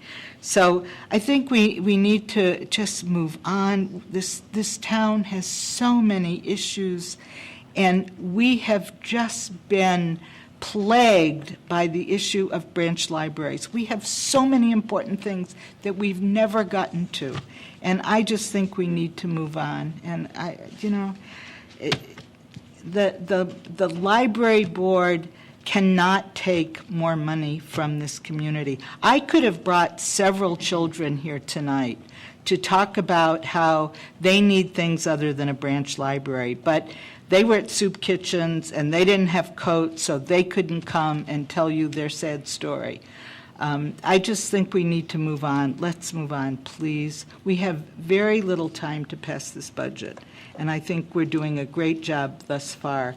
And to reintroduce the branch libraries, no matter how much we all find it so sexy to talk about, it's just a waste of time. And it's the people in this community. We talked the other night, 10 pages of new foreclosures in 1 month, 10 pages. And believe me, they were not all in the 5th Ward. A lot of them were in the 3rd Ward. And that's just a crime. People we've known for years are in foreclosure. I don't want to charge them more taxes to keep their South Branch Library because it obviously hasn't helped their property. Alderman Fisk. Thank you. Well, I do think that if the information that we've been receiving is correct, that the South Branch Library generates roughly 65,000 persons visiting it annually. And I think that's a significant number. Everyone certainly recognizes that this is a divisive issue in the community. I mean, there are people who feel not served by the branch libraries and who feel that they're going to be asked to pay for the branch libraries. And I understand that that's a very, very difficult situation for them to be in. What the SSA does is that it actually puts the responsibility for funding the branches on to the people who live within the geographic area that we have seen the branches serve. And that sounds to me to be very fair. If I'm reading you correctly from all the emails that I've received, your vote and your support is for the branches rather than writing generally to give the library board free rein to do what is best to them in their own minds. I agree with you. if that's what you're saying. I think it's important to retain those branches, and I think it makes good economic sense. I think it provides businesses within the community the assurance that there are going to be feet on the street. It gives them the confidence to open a new business, to continue their existing business, and I think there's value in that, and I think there's economic development value in that. I have the main library in my ward. I'm very concerned about it. I want it to improve. It would be easy for me to say, let's just do away with the branches, let's take that money and put it right into the main library. If I didn't see the economic benefit, that's exactly what I would do. This is the compromise that I think makes the best sense for everyone. And I would encourage you to, again, consider funding these branches through the Economic Development Fund and take that time to look seriously at what SSAs can actually offer in terms of keeping the branches open. Now, if I've misread you and you really want to put your trust in the library board, then that's another discussion altogether. I'm not ready to do that right now. Alderman Burris. I don't want to keep the branches open, obviously, but I do support an SSA model. I think it's right on target with what we've seen. These branches serve a small number right around their area. They should pay for it. I've mentioned it before. Ridgeville Park District, it really serves people in the 9th and 8th Ward, and we pay for that service. We don't ask anyone else to pay for that service. So, yes, an SSA model. I can't imagine how anyone could justify taking money out of the Economic Development Fund.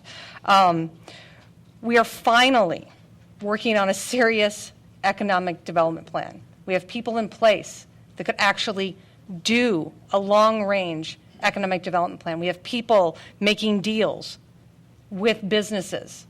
We are starting to run. We have been crawling on economic development, and we have the capability now to actually do something. And to dilute the Economic Development Fund is wrong on every level. This council has talked about their goals as being economic development, but once again, instead of working on the Howard Business District or the Dempster Business District or Main Street or Dodge and Dempster or Oakton, we're going to take that economic development money and give it to the wealthiest by far part of the city. I can't even imagine what anyone could possibly be thinking in doing such a thing. You could have the votes, Judy, on the SSA probably, if you found a different way to get that money. Economic development is not the way to go. This city cannot afford to go backward. If we give away money from the Economic Development Fund, it sets us back not only a year, probably many years. Alderman Jean-Baptiste. Let me just ask Wally for a point of clarification first. How much money is allocated in the budget currently for the branches to continue to operate? I know you had in your opening statement, you indicated that you're foreclosing the branches. However, you had budgeted a certain amount of money, I think, for 6 months or something. That's correct, and staff is quickly looking for the proper number, and Joellen's got the microphone. Okay, so you have money for 6 months. That's what I wanted correct. to know. Okay, let me just say this to everybody who is whatever side of the argument you own. Ideally, even those who argue to close the branch libraries, I think you would say library services extended throughout the city is a great thing, and you would want the leadership of our staff and the board to be mindful of that and make sure that that happens throughout the city. We want that. I think that that should be expected in general. However, we're a group of 9 folks on this board, on this council, and as we look around, I don't think that we can say that any specific position has a majority right now. And that's why we're trying to look for a pragmatic kind of approach, some kind of compromise. Those in whose wards these branches are, for you to be adamant about what you will do or will not do, and to argue the value of the board. The board is a bunch of smart people, very well trained, advanced, and I think that if they have the resources, they'll do a great job throughout the city. But I don't think, the atmosphere that has existed over the last 6-7 months, I don't think puts us in position to say that we should pursue the ideal and that we will get the ideal. I just don't think we'll get that. The reason why I support the SSA model is so that in the short term we could save the branches, give us some time to develop the kind of funding mechanism to try to support the branches in long haul if we want to do that. I did ask the city attorney how long might it take to set up SSAs. He said about 4 or 5 months. So that's what he said. Somebody may have greater expertise in that than he does, but that's what he said. So it is not so much what do we want, what is our ideal, but what is it that we might be able to do together. Alderman Wilson, when a few years from now, when we have Robert Crown, then we'll have to cross that bridge. But I don't think it's a question of in anticipation of the fact that we may have Robert Crown and an SSA may not be appropriate there because the people may not be able to afford it, that we then forego the model to try to fund the libraries, the branch libraries that we now have in hand. So I think that it is really about trying to come to terms with where we are at, as opposed to everybody trying to push for their ideal, because we're not there. We just don't have the collection of folks. We don't have 5 votes for most of the issues that are on the table. And so that's why there's an effort to compromise on the SSAs for now. And Alderman Grover, you say, well, I don't think the board would, want that, or et cetera, et cetera. I don't think that's, we're trying to see how we may be able to advance the process and get past the issue of closing the branches right now and to develop a funding model, because we will lose them otherwise. It's either we lose everything or we compromise and get something, and meanwhile we continue to study the process and see how best we can improve the services that we have. So that is why I'm supporting the SSA model. In light of the discussion about economic fund as the source or not, I mean, we could discuss that. I think if we come to a model and the fact that we have 6 months worth of funds in the budget, then we may be able to move forward without having the economic fund be the funding source right now. Alderman Tandem. Thank you, Madam Mayor. I would like to ask, when you say SSAs, plural, exactly what areas we're talking about. I mean, that's just not rhetorical. I mean, we are obviously talking about the North Branch, or what else? We're talking about the South Branch. Too. But do you think that area now could actually support an SSA? It seems to me that it's a pretty diverse area as well as the North Branch, but we're asking basically for 2 different small areas to support the growth of the entire library system, which that's just unreasonable. I really think it is. The North Branch and South Branch area people have shown their ability and their dedication to raising money for the branches willingly. They don't need to be taxed into supporting these or the library system. I think if we respect the trustees enough to say the budget that they presented to council this year was reasonable, we'll grant you that budget for 1 year. And I think it frees up and throws a lot of respect to the Friends of the Library who did a lot of other work and would really make them incredibly genuine supporters of the library system citywide. And I think we would end up with more money, more support for collections and outreach than we would achieve by any sort of stumbling around with an SSA. I just don't think it's a sustainable method, and I don't think it's a realistic or reasonable method, and it just boggles my mind that we're even discussing this at this late moment. Alderman Grover. Thank you, Madam Mayor. I have some questions about the SSA. If the lease for the South Branch right now is in play, it's in question. If the what? The lease for the South Branch right now is in question, and that location is in question, let's say. What happens if the library board determines that the best place to locate a south outpost of the library is not within what we've prescribed as the special service area?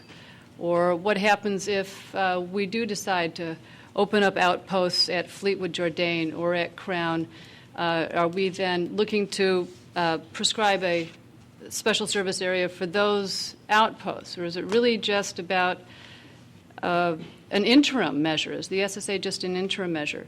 And again, the question of how we would fund the libraries in the interim. The branches do serve thousands of residents, not just a small number. I don't know if the council has seen the updated numbers on the library usage. Remember the charts from last year's budget hearings? We had actual numbers, and maybe we need an update to those numbers so we can see who uses them. But it is thousands of residents. So again, I don't know if the SSA really indeed works with where we want to go. I understand, Alderman Jean-Baptiste, the thinking behind the SSA kind of being an interim measure, but I'm not sure that they actually work as an interim measure or that it would become simply an interim. Those are my hesitations. Alderman Nguyen. Thank you, Madam Mayor. I have a question for the city manager. This is pertinent to what we're discussing. On page 54 of the budget book, I don't know what you have on your iPad there, Wally. This is the city manager's office financial summary. There is an item, line item 1525, which is labeled miscellaneous business operations. 425. It leaps from an 0910 of $113,312 to 1011 $405,000, and then for 2011 $427,375. City Manager, could you explain what that miscellaneous business operations is and the significant change in that? Mr. Lyons will answer that.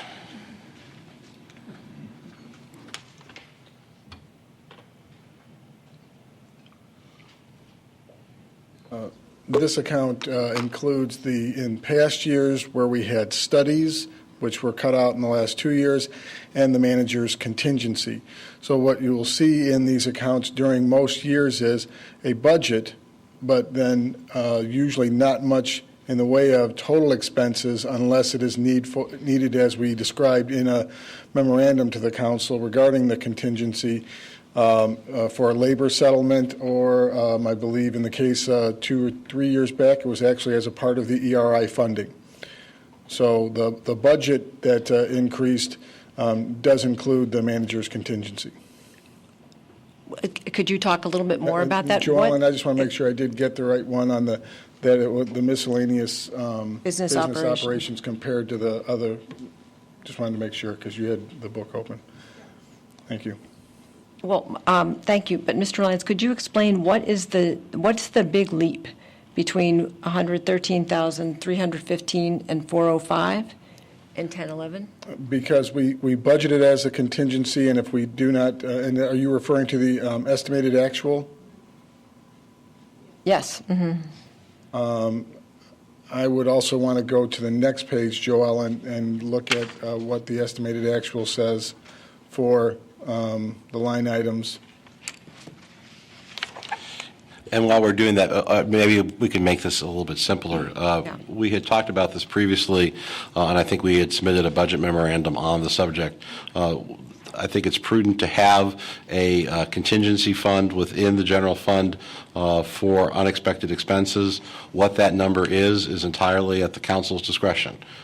For example, if the council wished to take $150,000 from this line item, that would still leave a fair amount of money there, and that's a policy question for the council. We are facing difficult times. It's anyone's guess if $150,000 one way or another is going to make a difference if the state of Illinois takes $2 million from us. So I think if the council wishes to reallocate a portion of that funds for any purpose, that's the council's prerogative. Well, City Manager, but you have proposed a budget of $427,000, and that would be funded from what? That comes from the general fund. General fund, okay. But, so 2 years ago, though, or 09-10, actually last year, we had an actual of $113,312. What were you seeing as the significant increase, the amount that would require $300,000 more dollars? Again, Alderman, members of the council, I wish I could say that there was a formula we consulted. There was not. We felt it was prudent. Pulled this out of the air? We felt it was prudent to increase the reserve, given the uncertainty that we're facing. It was just felt to be a prudent move. But again, it's the council's ultimate decision as to what you think is appropriate. I'm not going to say that 400 is more appropriate than 500 is more appropriate than 100. In my experience as a city manager, it's just useful to have money that's unallocated and undesignated. Councils sometimes need that. If the council wishes to reduce that in order to fund something in the budget, that's perfectly appropriate. Okay, that's all for now. Alderman Wilson. Thank you. I've spent some time talking to some of the library board members, and I personally have no doubt that they are substantially more qualified than I am to make decisions on how to spend each of the dollars. But to me, I have to be honest, I have to look at the branches not in the same light. I look at these two branches as two completely different types of operations. I can see arguments for the fact that the North Branch is an economic engine, as it's been referred to. We pay rent for the South Branch. The South Branch has got a lot of substantial capital, ADA, and other issues. And this is just reflective of, to me, it's a common theme that we're continuing to battle against, and that is the fact that we continue to have difficulty maintaining what we have. And that's just an ongoing problem that we can't continue to ignore. We don't have people that come up and protest for the sewers. You know, the sewers are, extremely important. If your sewer didn't work on your block, I have no doubt that there would be much louder screaming than what we're hearing. Or if the water supply wasn't working for 3 months on your block. Similarly, these items are of, probably greater importance than a lot of the things that we're spending a lot of our time on. Adopting the SSA model, I think it's a sentence that precludes any future vision for the library system. I think that if we do that, we're setting a model and setting a standard that we're not going to be able to live up to in the future. And I can't see how we can realistically impose that sentence on the future of the libraries. My vision is to, as time passes, things will improve. I hope they will improve. And, it might not be this year, it might not be next year, and it probably won't be this year or next year. But I have a vision for things improving, and I have a vision for expanding library services and expanding what we have in a number of areas. And I think that if we do adopt this SSA model, that's going to really tie the hands. I don't think you should use something like that as an interim basis, because it does set the tone and it does set the model. But that said, I really don't see how we can realistically look at keeping this facility that we call the South Branch operating. It's the capital expenditures that are necessary to keep it going are too great. If there is a vision that people have, and I know that there is, to come up with a different plan, a different location, whatever that might be, that's great. Work on it. But we have to make changes right now. We have to make cuts right now, and I think that's where we need to be. since we're kind of bouncing around ideas, I'd like to make a suggestion. First of all, I think we should vote on the SSA model. But that aside, I know an unpopular point that I'm going to suggest after we talk about the libraries is the possibility of not planting new trees for the next year. And I'm sure there'll be a bit of discussion on that. Alderman Fisk. Thank you, Madam Mayor. Alderman Burris, I suggested the Economic Development Fund because it seemed to be tied to the concept of the library branches as economic engines. I am not married to that. I would ask the city manager if the fund, whatever line item we were just talking about that Alderman Nguyen raised, if that's a possible source for the funding. My understanding is that if the library branches are funded through next February, that it would take up to an additional 6 months to establish the SSA. So am I hearing you correctly that the libraries are funded through next February? Or The libraries branches are funded now through the end of the current fiscal year, which is February 28th. Right. So we would need an additional 6 months of funding in order to establish and put the SSAs in place. I think it would be prudent from the council's perspective. I would recommend that if you wish to do this, that you should fund them through the balance of the fiscal year, which would be an additional 4 months. So you have 6 months in the budget to get to 10 months. Okay. And that number is approximately 150. I have a point of information. You just said earlier you've allocated 6 months worth of funding for the branches. Did you Right, say that? and we have a 10-month fiscal year coming up. That's fine, but you just said they're funded until February. Right, my recommendation That is to... additional 6 months from now? I counted it's not. There was funding in the budget for 6 months. I've recommended to the council that that money not be spent to fund the I'm branch. not talking about what you recommended. You said that there is funding for 6 months. That's is that correct? That is correct. And you just now said there's funding until the end of February. I'm just trying to get clarification. That's why I asked for point of... The City of Evanston's current fiscal year runs through February 28, 2011. There is funding for the branches through the end of the fiscal year. Okay. The money that is currently in the proposed budget is the same as the current year, which was 6 months worth of branches. So I've recommended... From February until... From March 1 for 6 months further. Thereafter. That's correct. So that means until about July. That's correct. Through the end of July, I believe. Alderman Fisk, are you finished? As I said, I'd like to ask the city manager possible sources of that money to fund the branches until the SSA can be established, no longer than 6 months. And Alderman Fisk, I believe the line item that Alderman Nguyen designated or asked about would be an appropriate line to use. And that would be my if the council was looking for a general fund line item, it would come from that. And what would be the approximate amount, would you? Again, about $150,000 would be the amount to extend then for the full 10-month fiscal year. Okay, I'd like to amend my motion, again, to establish 2 SSAs to fund the branch libraries, $150,000 to come out of the line item from the city manager's office. Alderman Nguyen, what was that line item? Miscellaneous business operations, Miscellaneous 1525. business operations. In addition to the existing 6 months. Right, worth. right. Second. Yes, to fund the branches between March 1st and July 31st, is that correct? And Madam Mayor, Alderman Fisk, I would take the motion as an additional direction that the branches would remain open. Yes. I'm second. Okay. Alderman Rainey? I don't want to speak to that.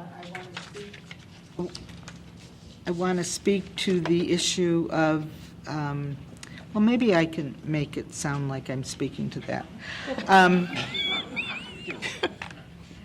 First of all, you don't get a special service district because you wish it. I know that. You get a special service district because the taxpayers in the geographical area agree or don't opt out to agree to be taxed extra. Now, I would like to know if, for example, we have a South Branch Special Service District, and let's say a miracle happens and the property taxpayers in that geographical area actually vote for it. And if a special service district becomes a topic of, petitions, et cetera, I will be looking for people to bet with, lots of money, that they will both fail. But having said that, what is going to keep me, who definitely, I can't believe I could be in that special service area because I live on Dobson and the South Branch is, up on Maine and Chicago. Better not be. What's going to keep me from going to that library and living off of the extra taxes those poor people up there pay? So having said that, I think the special service districts is dead on arrival. I mean, it's just plain dead on arrival. I don't think the better off people on the north end of town or the better off people on the south end of town are going to support it. Yes, we have some avid library fans, but I think when they start thinking about increasing their taxes for a special service district, when their taxes are already high, I think that's not going to happen. Secondly, I think if we really have a vision for a different kind of library services in this city, the library board has got to drum up the courage to establish a referendum for a library district. I think that is the only, I think this is the chicken way out to announce that they're going to tax us to the full extent of the law. I think the way that they could really gain credibility is to announce that they were going to establish a referendum for a library district.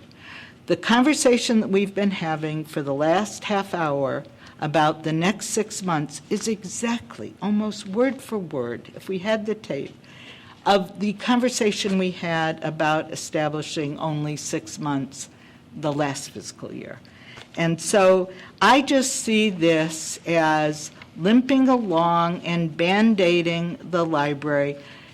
The manager's already said for the next, in his budget for the 10-month fiscal year, there is enough money in there if the library board can budget it properly to keep a branch open for 6 months. So I just hope that we don't support a special service district effort because it is going to fail and it's going to cost us money to do it, to administer it. And it's just such a waste of time, and we've wasted so much time on this. I would certainly rather see, and I know this is getting to be cliche and very hackneyed, but let's improve our main library. I know this is anecdotal, but that's all this other stuff is also. I'm on Central Street all the time. We spend a couple of $100 at a restaurant every other week up there. I go to the ballet store. I mean, we're always up there. I've never gone to the North Branch Library. And as a matter of fact, when I go by there to Tags or wherever, I don't even see anybody in there. So I know how beloved it is. But I would bet if it closed for a couple of weeks, business would not fail up there. And furthermore, I have several hugely successful businesses in my ward. And we don't have an economic engine like a library, and they're making it. I don't know how that's going, but we do. So I think the special service is silly. I'm sorry to say that, but I think it's a stopgap measure, and I think you're just using it to delay the inevitable. Alderman Burris. I'm reading through, actually, the information about the SSA, and it has to come from an ordinance anyway. So we can get it done before February 26th. There's no reason why it should take the 6 months or 12 months that you're talking about. So I don't understand why if you get the SSA done before February 28th, great, they start taxing themselves. If it doesn't, then they close. So I am for those folks taxing themselves. Fabulous. But get it done before February 28th. Why should we take money from anywhere else? Why the 6 months? Why 6 months? We pulling 6 months out of a hat? You know, and I agree with Alderman Rainey. It's the exact same thing that we did last year. It's push it off, postpone it. We don't want to make a hard decision. We want everybody to like us. We don't want our neighbors mad at us. We don't want people to be mean to us in the grocery store. Let's make some hard decisions here, folks, okay?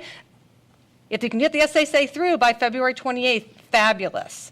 If you're going to continue throwing money away, then vote on that to throw money away. But, you know, this whole, 6 months, we just keep limping along, I just see it as cowardly. Alderman Grover. So what is the motion? The motion is to take the money from the city manager's contingency fund instead of taking the money from the economic development fund. In furtherance of the SSA. In furtherance of 2 SSAs. What's the 150,000 going to pay for for 6 months? I need to see that. I think we were just amending the main motion. Yeah. Right. It's just, Acting as your junior city clerk, I believe the motion was to amend the motion to change the funding source. So that would be the first vote, and then the 150,000 would be to restore the funding for the 4 months so that there could be 10 months worth of branch libraries. There's 6 months in the base budget, 4 additional months, $150,000. Alderman Fisk's amended motion is to take that from the city manager's contingency rather than from the economic development fund. So it would be for the entire fiscal year. That's as correct. budget. But the motion is an amendment to the main motion merely to change the funding source. But the ordinance to establish a special service area is not before us. No, there's no ordinance. The main motion contained direction to move forward with that, but you're not on the main motion. You're on an amendment. But what's an SSA? Well, we have not voted on the amendment. right. It's in the main motion. It's in the main motion. But it's, No, I Right. thought you were just saying that. You included SSAs. Yes. But what's before the council right now is an amendment to change the funding source, and then you're back to the main motion. Restate No. the motion. Is otherwise- It's the whole motion. She's amending her own motion. Can she do that? Can, Can she do, before we get into the confusion, can she just amend her own motion that I've seconded so that it becomes the main motion? As opposed to saying it's the amendment, we've not even voted on anything yet. That's all. That's here all we I'm saying. go. Let Grant. Madam Mayor, members of the council, Explain. yes, the mover may amend her motion at any time, so the motion as amended, and perhaps just for the sake of clarity, she may wish to restate the current motion on the floor as amended. So then are we voting on the amendment? Grant? She's Or she's changing the main she motion? has. It's my understanding that Alderman Fisk has made a new motion. She has made a new motion. That is Thank currently you. what is on the floor. And that includes the SSA then? Yes. I believe the language of the motion is No. I'd like to hear her say. Could we? No. Right. The motion was to fund the libraries from the city manager's line item. Plus whatever existing. That's your amendment. No, This is new the motion. New motion. Yeah. Replacing her motion. Yes. To fund the branch libraries through the city manager's line item for a period of 4 months to the end of the fiscal year, during which time we will work to establish 2 SSAs to fund the branch libraries. And I'd like to speak to my motion. That's in addition to the existing allocation that he's said. That's correct. Yeah. Go ahead, Alderman Fisk. My understanding is that the additional time is necessary. I'm not an expert in establishing SSAs. I've certainly read a lot about them over the past 6 months, but it will take a while for us to do that. It's not something that we can do by February. If we can do it by February, great. I mean, that's wonderful. And I'd like to leave it flexible enough so that once they are established, the funding will stop. And I'm assuming that will be the case. At the city manager's recommendation, the funding would continue through the fiscal year. And I understand if that is a better way for us to do it, that that's what we should do. But I don't know whether the law department or Marty, I know you wrote a memo to us some time ago about establishing an SSA and how long that might take. Maybe that would be helpful. Madam Mayor, members of the council, with respect to the legal procedure for establishing a special service area, that would take approximately 5 months. There has to be essentially an owner of record files an application for an SSA. An ordinance is introduced proposing the creation of an SSA. Assuming it follows standard council procedure, it goes through 2 readings, so that's essentially a month to 6 weeks. There is a public hearing requirement relative to a special service area. That public hearing requirement is 60 days. Objectors to special service areas have the ability to file objections. So essentially it takes about 5 months. That's just the legal procedure.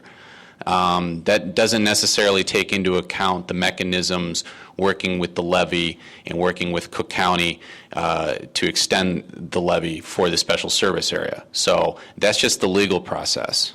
The other mechanisms for implementing, assuming that the objectors are heard and they do not meet their statutorily required threshold, and the council would pass an ordinance adopting a special service area, that would take additional time as well. That's just the legal process. And Alderman Fisk, Madam Mayor, perhaps Mr. Lyons could speak to the process with Cook County as far as once the SSA is established, when that would be added to the levy, and when the special service areas would then receive their first funding. Normally, when you do an SSA, in this case, if our schedule was establishment during the 2011 year, the first levy would take place on the December of 2011 and be collected during 2012. So that would be the first point in time that funds from the SSA would arrive into the coffers to go ahead and then fund the branches. So, Mr. Lyons, then there would be no money available. If an SSA was approved, there would be no money available in the 2011 fiscal year from the SSA. Correct. Thank you. That being said, you can also, up to the SSA creators, the levy amount for a first year can be contemplated at a higher level in order to pay back any funds, or, there's the people who set up their own SSA, just as the downtown Evanston SSA is set up, that levy rate was established for a specific purpose in mind. Thank you. Does everyone know what they're voting on now? Well, wait 1 second. I have Alderman Jean-Baptiste. Did you have anything to say to this issue? Well, the only thing I wanted to say is in response to the notion as to the board's authority and approach, my reading of the memo that we all have looked at, or other investigation of the law, is that, we are not talking about the board not having the authority ultimately. So whether they do a referendum or not, down the line, the board may decide to exercise this act that allowed them to levy. And our role is only ministerial to just, figure out how much and to work with them to make that happen. So I think we, are at a different place in terms of the information that we've received about the authority of the board ultimately. A referendum would be ideal, but I think that the reality is they don't seem to have a referendum in order to exercise some authority. Alderman Rainey, did you want to speak to this? Alderman Burris. I have a question. So what if the SSA is defeated? No, that's part of the issue. That's part of the issue. If it's defeated, then are we back here again saying, let's give the branch library 6 more months and 3 more months? It's exactly what basically what we're doing is we're continuing to just lead them on and basically, like we did last year on this situation, is dupe folks into voting for keeping them open 6 more months and 3 more months and da-da-da. So unless there's part of this is it's defeated, they're gone, but then, of course, one of the trifecta will come back and say, no, we want to do it and vote again. So unless there's a definite contingency of saying they come back, then it's defeated, then it's over. I'm not sure. I'm sure you guys can get the votes with the other folks, but I can't vote it then. Alderman Tandem? I just need some clarity. Are we providing funding through the end of 2011? Yes. And what does this do to the already on the table direction of the library board of a funding model? Nothing.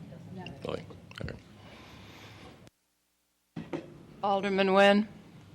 I'll be very quick. I think there is one very significant fact that is very different than last January, and that is that we have an incredibly strong community group that has been formed to support our libraries, and that really makes an enormous difference.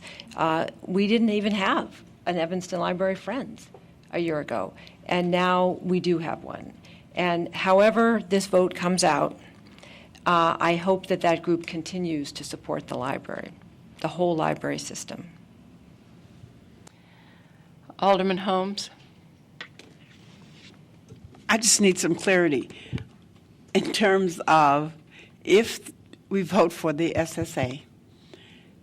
I'm just not sure where that is with the library board. I think I heard Mrs. Bush very clearly tonight talk about new creative and innovative things ways in which to bring library services to the community, which is what I've been asking for all along.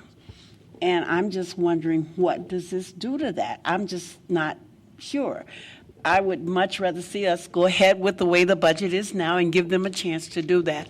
I'm willing to support. I'm not sure I understand what you just said. Because I'm not sure what the SSA is. No, I understand that part, but give the library board what? The city manager's budget has the money there already for the library board to go ahead and do what they want to do with the libraries, whatever that is. Okay? I'm just saying that. What that is? I don't And for know those, what that so is. the emails don't start coming, I do read, and I do go to the library, so, that, don't send me any emails. Wait a minute. I'm a little confused because. Okay, Alderman Fisk? But I want to hear further. I think we need some clarification of. I'm confused. I want you to clarify it for me, because I'm not sure what we're going, what are we doing where the library board is concerned if we're voting for an SSA? Okay.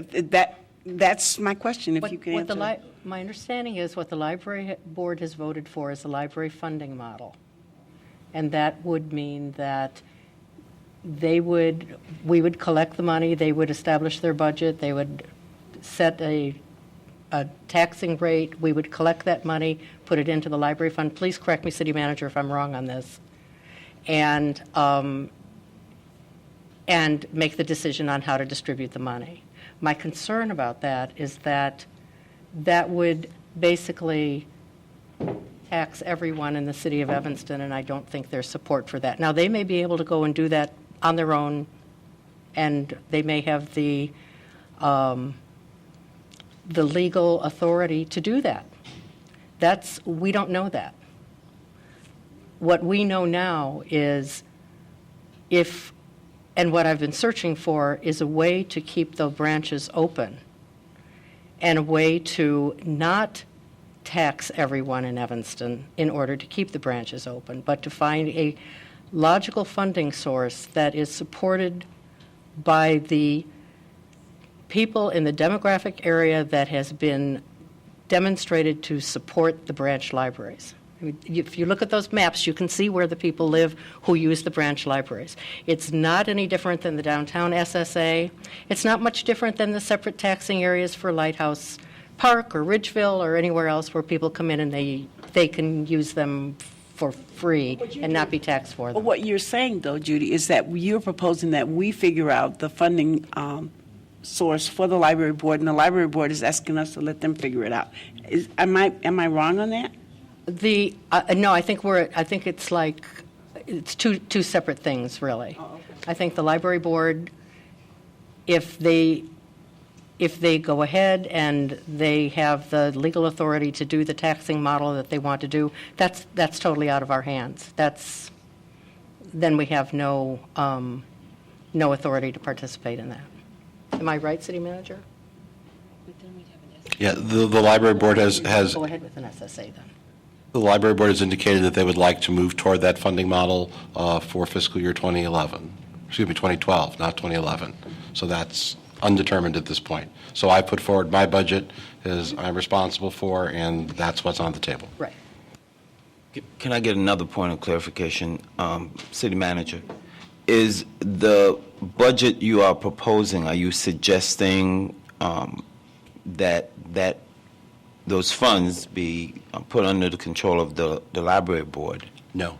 To then, because that's what I thought Alderman Holmes understood to have been the case. I am proposing that the library be operated as it has been operated, and that is as a department reporting to the city manager.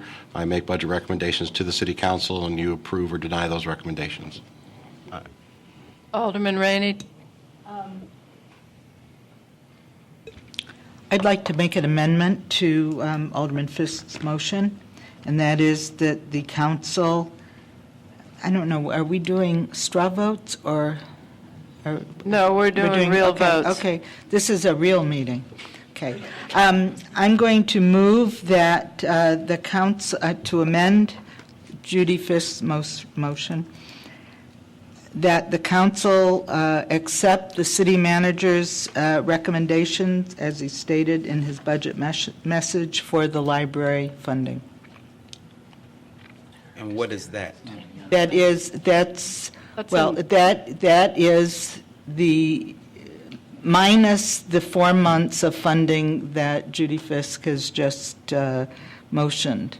In other words, as it is, not with the additional 150,000. To leave it as it is, at the budget that Alderman Grover spoke to. Madam, do you accept that amendment? It won't work. I didn't think so. All right, so let's vote on But all. she doesn't have to accept it. That was a main, she made her motion, she doesn't have to accept I'm not amending her amendment, I'm amending her motion. It's not an amendment, it's a completely different motion. It's a new motion. Can I call the question on the SSA proposal? Yes. City Attorney, do you want to speak to the amendment? Well, the call to question is not debatable. We've called the question, so let's go ahead and vote. SSA motion. On the SSA motion, acting city clerk, would you read the roll? Does everyone understand what they're voting on? All right. Could you repeat it, please? The motion from Alderman Fisk is to fund $150,000 from the city manager reserve in order to fund the branch libraries through the end of the next fiscal year through December 31, 2011, and to work to establish 2 SSAs to fund the branch libraries. And before you vote, I'd like to thank Alderman Fisk for her attempt to save the branches. Alderman Tendam? No. Alderman Grover? No. Alderman Rainey? No. Alderman Burris? No. Alderman Fisk? Aye. Alderman John Baptiste? Aye. Alderman Nguyen? No. Alderman Wilson? No. Alderman Holmes? No. Can I make my motion now? The motion fails The motion- 7-2. Motion fails. Yes, Alderman Rainey, you can make your motion. In line with Alderman Grover's very excellent speech earlier, I move that we accept the city manager's recommendations for library funding and that direct the library board to spend the money in the way they see most responsible. Second. All right, does anyone want, Alderman Wilson, did you want to speak to that? I'll pass for now. Alderman Grover, did you want to speak to that? Yes, Madam Mayor. Just to clarify, the City Council would not be making the decision as to whether to keep two particular branch libraries open, but rather give the library board the budget as presented by the city manager and let the library board exercise its discretion on how to use that funding. That's exactly what That's correct.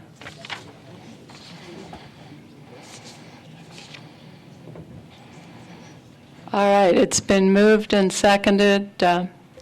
City manager, would you call the roll? Alderman Tennum? Aye. Alderman Grover? Alderman Rainey? Aye. Alderman Burris? No. Alderman Fisk? No. Alderman John Baptiste? Aye. Alderman Nguyen? Aye. Alderman Wilson? Aye. Alderman Holmes? The motion passes 7-2.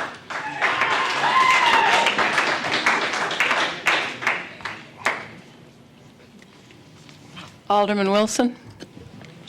I'd like to propose a different and new motion to discontinue the new tree planting for the next budget year. Any second on that? Can you explain Refer why us- you're doing that, what the impact is? No, but refer us to the page. I've now lost my page. We asked Paul D'Agostino what the implications of that would be. Sure. No, just refer us to the page.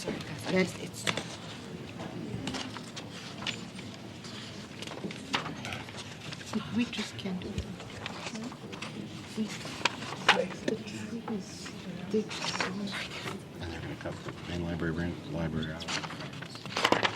Good evening, Madam Mayor, members of the council. Paul D'Agostino, Superintendent of Parks, Forestry, and Facilities Management. As proposed for fiscal year 11, I believe we have already reduced the tree planting budget by half, so that reduces the number of trees being planted in 2011 from 700 down to 350. And that saves how much? That saves approximately $85,000. Alderman Nguyen? I'm looking at I was looking at page 108, line 3525, is that correct, for tree planting? 325 online. Not online. Yeah, my hard copy is page 108.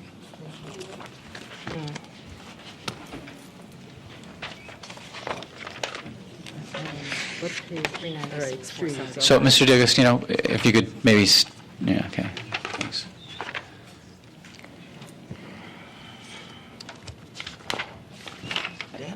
You can shut up now. Okay. I just was. And it's possible I've misunderstood my copy of the budget. What do we have for the budget for planting new trees for this current budget year? The total business unit for tree planting is $396,475. Okay. And how much of that is new trees? There's a single line item within that business unit. It's approximately $165,000 for the actual purchase of the 700 trees.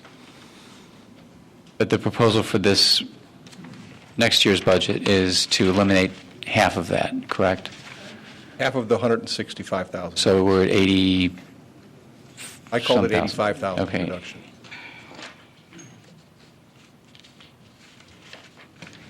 Is that, Tell me what else makes up that business unit then, in addition to the new trees? There are 2 full-time employees assigned to that business unit. There are a number of pieces of large equipment that we use, and not a whole lot else.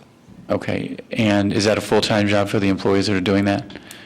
It's a full-time equivalent for two employees, but we really only plant trees in the spring and the fall, so it's not technically ever a full-time job. Right, so they're doing, those individual human beings are doing other jobs the balance of the year.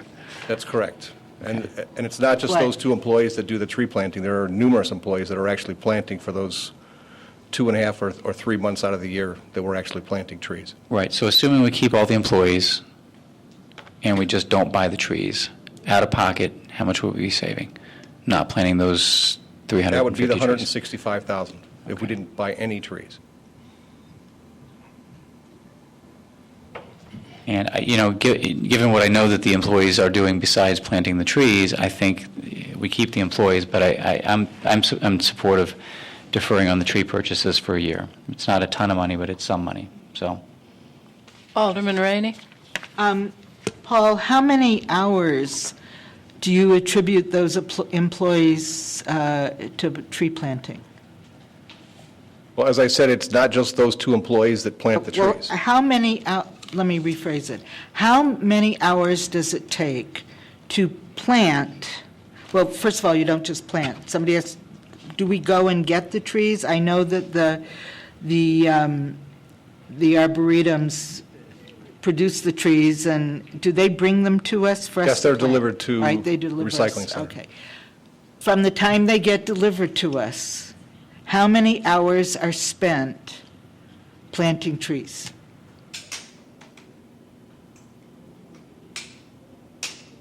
I'd have to sit down and calculate that out, but it's approximately 8 employees full-time for about 2.5 months.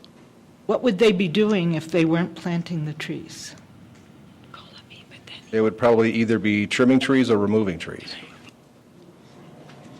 Well, who's going to be trimming trees and removing trees if we don't cut back on tree planting and they're planting trees? I mean, are those trees just not going to get trimmed or removed? That's correct. I couldn't be more opposed to this because the trees are delivered to everybody's neighborhood, you know? They're delivered to houses that are in foreclosure, that are looking a little dingy. They're delivered where trees have been cut down. And what's the distinction? I mean, new trees, you mean trees that aren't replacing removed trees? I mean, I'm not sure I understand the definition of by new tree, do you mean all those trees, Alderman, that are even replacing trees that have been removed that people have been waiting for a year or two till the time is right to plant? Sure. Yeah? I do, and I think I've been waiting for a tree for years and years, and I can happily wait indefinitely for my new tree. But I think that my perception is the employees are stretched pretty thin as it is. I understand that they could probably be reallocated in other ways if they weren't planting these new trees for the year, and we can see where we're at next year.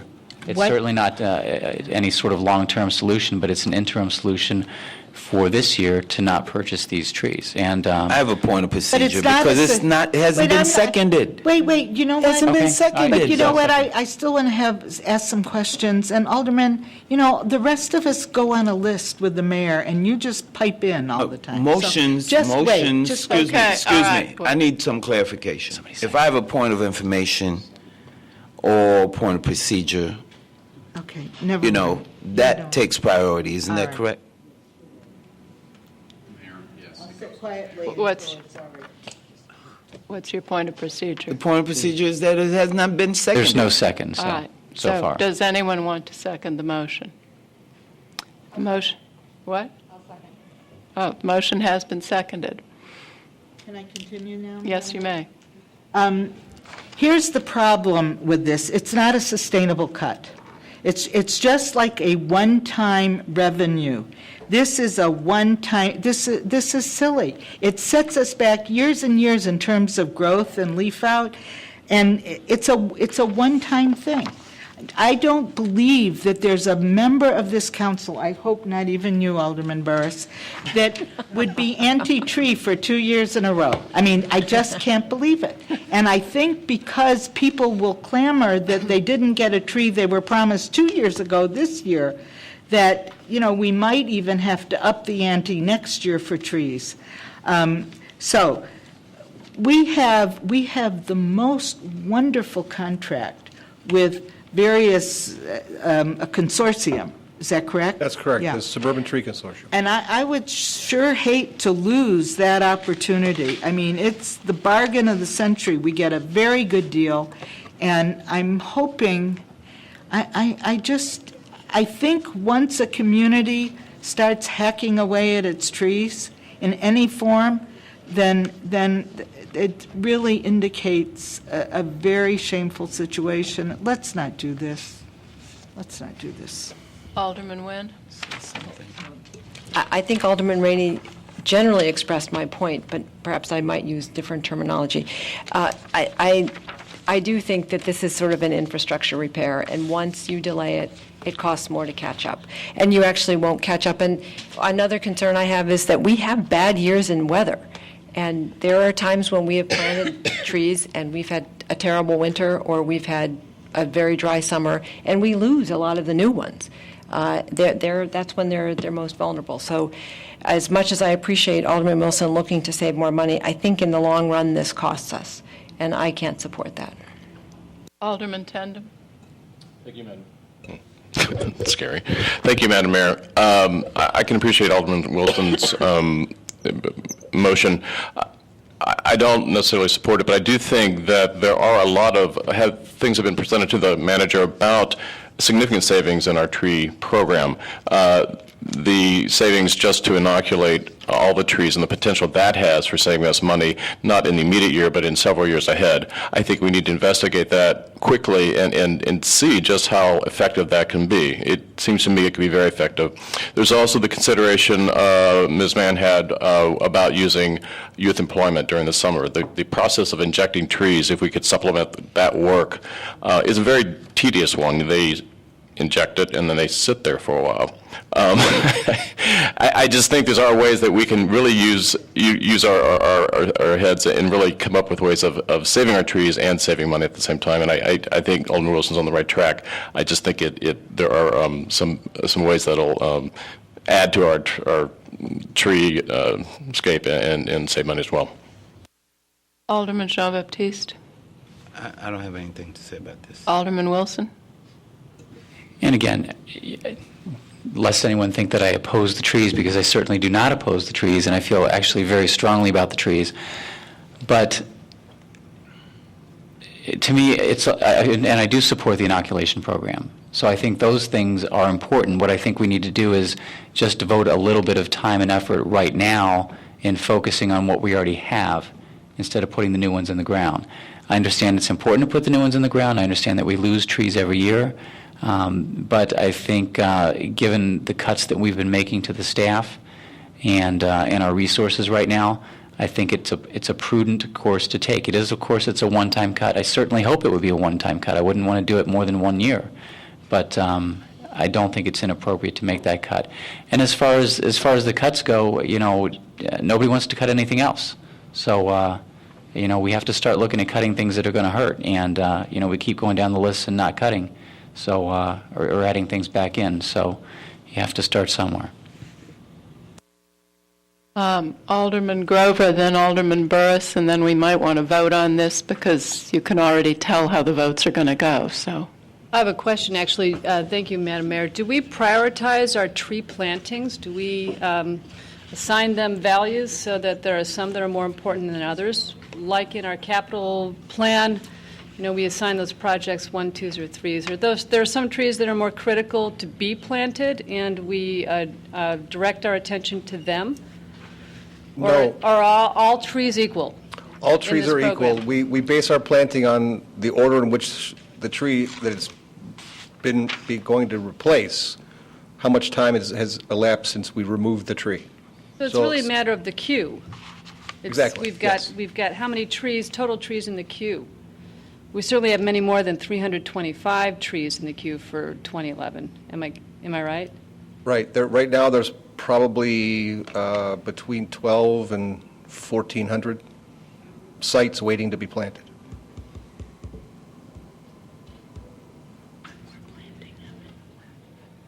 that answer your questions, Alderman Grover?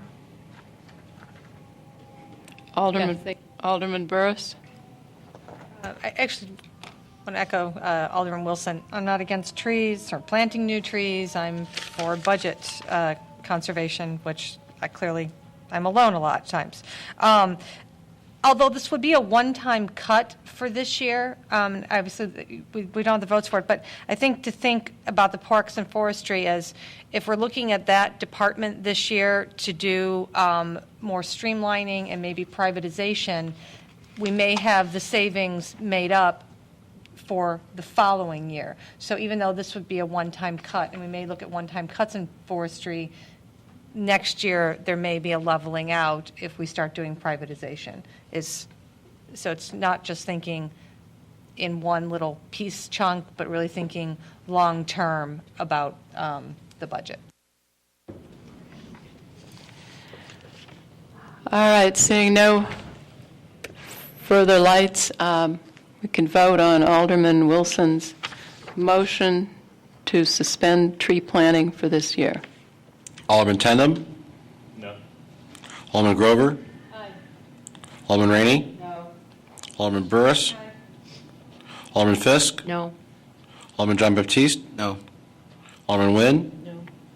Alderman Wilson? Aye. Alderman Holmes? Aye.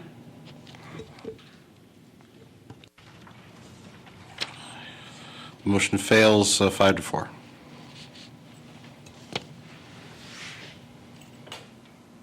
All right, put your lights on again because I have the ones for that motion, and I'm lost as to where we were and who wanted to speak to something other than the motion on the table. Alderman Jean-Baptiste. It failed. So, Yeah.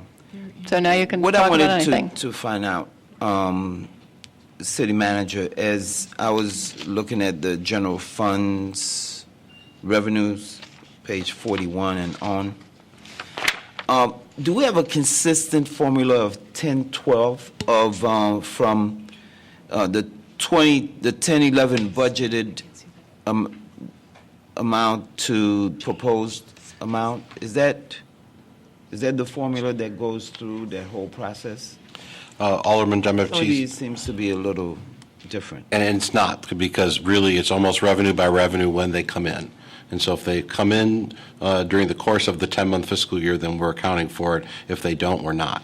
And so we've had to, the entire budget is sort of prefaced on some revenues coming in, some revenues not coming in, and then some expenses occurring and some expenses not occurring in the 10-month budget. So we hope that that balances out, because when we're here a year from now, we will be presenting you a 12-month budget. And we've worked very hard to make sure that there's a consistency so that we're not asking you to make lots of additional cuts to go from 10 months to 12 months or to have a lot more revenue that we don't have uses for by going that. I think we've done a good job of balancing that because we cannot divide up the budget in 10 or 12 equal chunks on the revenue side or the expenditure side. It's a mix and match, and Mrs. Earl and her staff have done a very good job and probably could speak to any line item you'd like as far as where that line item falls in that continuum. Thank you. So for what we know is coming in that we know already, for example, when we look at the real estate transfer tax, there's 51620 line item on page 41. This doesn't seem to be 1012. It's a difference. You're projecting a variance of $100,000 out of a budgeted amount last year of $1,600,000.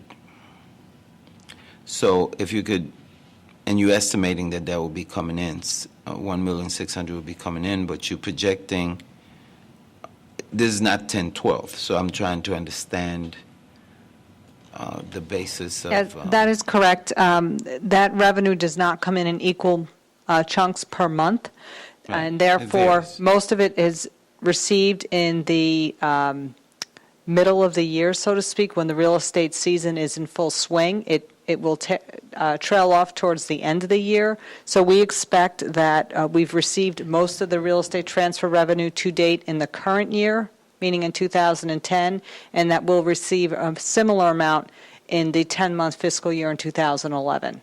Okay. So I see here, 09-10, we received $1,640,274. So is the projection that we will be generating the same or more? What are we budgeting? I mean, since it's not 10-12, I can't figure out what we think the year will be. We're trending a plus little or bit ahead minus? in the current year. Okay. So we're expecting to hopefully trend a little bit ahead next year. But we know that we won't receive 2 months, so we didn't feel as if we could level fund it, even though we're hoping to be a little bit ahead of where we are this year. Okay. As we, for this fiscal year, City Manager, as we receive the revenues, or even we could talk about last year, and we trended, higher than what we were expecting. What did you do, and where did it show in this? How is it carried over? Does it? I mean, I don't know. Are you talking about sort of just in general how we project? Well, when you project $1 million and you get $1.5 million, how do you carry it over for the next fiscal year? Is there somewhere we need to be looking at? Because as you submitted the budget to us and you projected your shortfall, I've never been able to find where we might have had surplus and what we did with those. Did they just collapse, or they put into some kind of reserve, or what? Generally speaking, we're projecting that the revenues are pretty much flat. And as you see through the budget, we have multiple line items.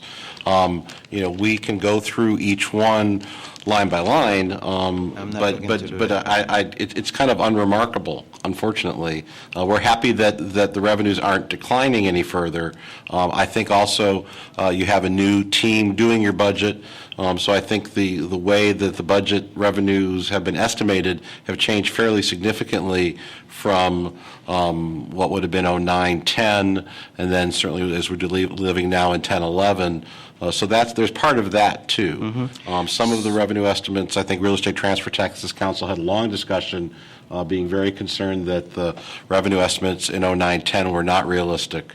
And as the year ended, that was borne out. So there is a certain amount of science to this, but we have to basically give our best estimates. We get information from the Illinois Municipal League on some statewide revenue sources, for example. Others is just looking at trends and making educated adjustments, and that's where we're at. Okay. But we've been also, maybe one last comment, as a policy matter, we've been conservative.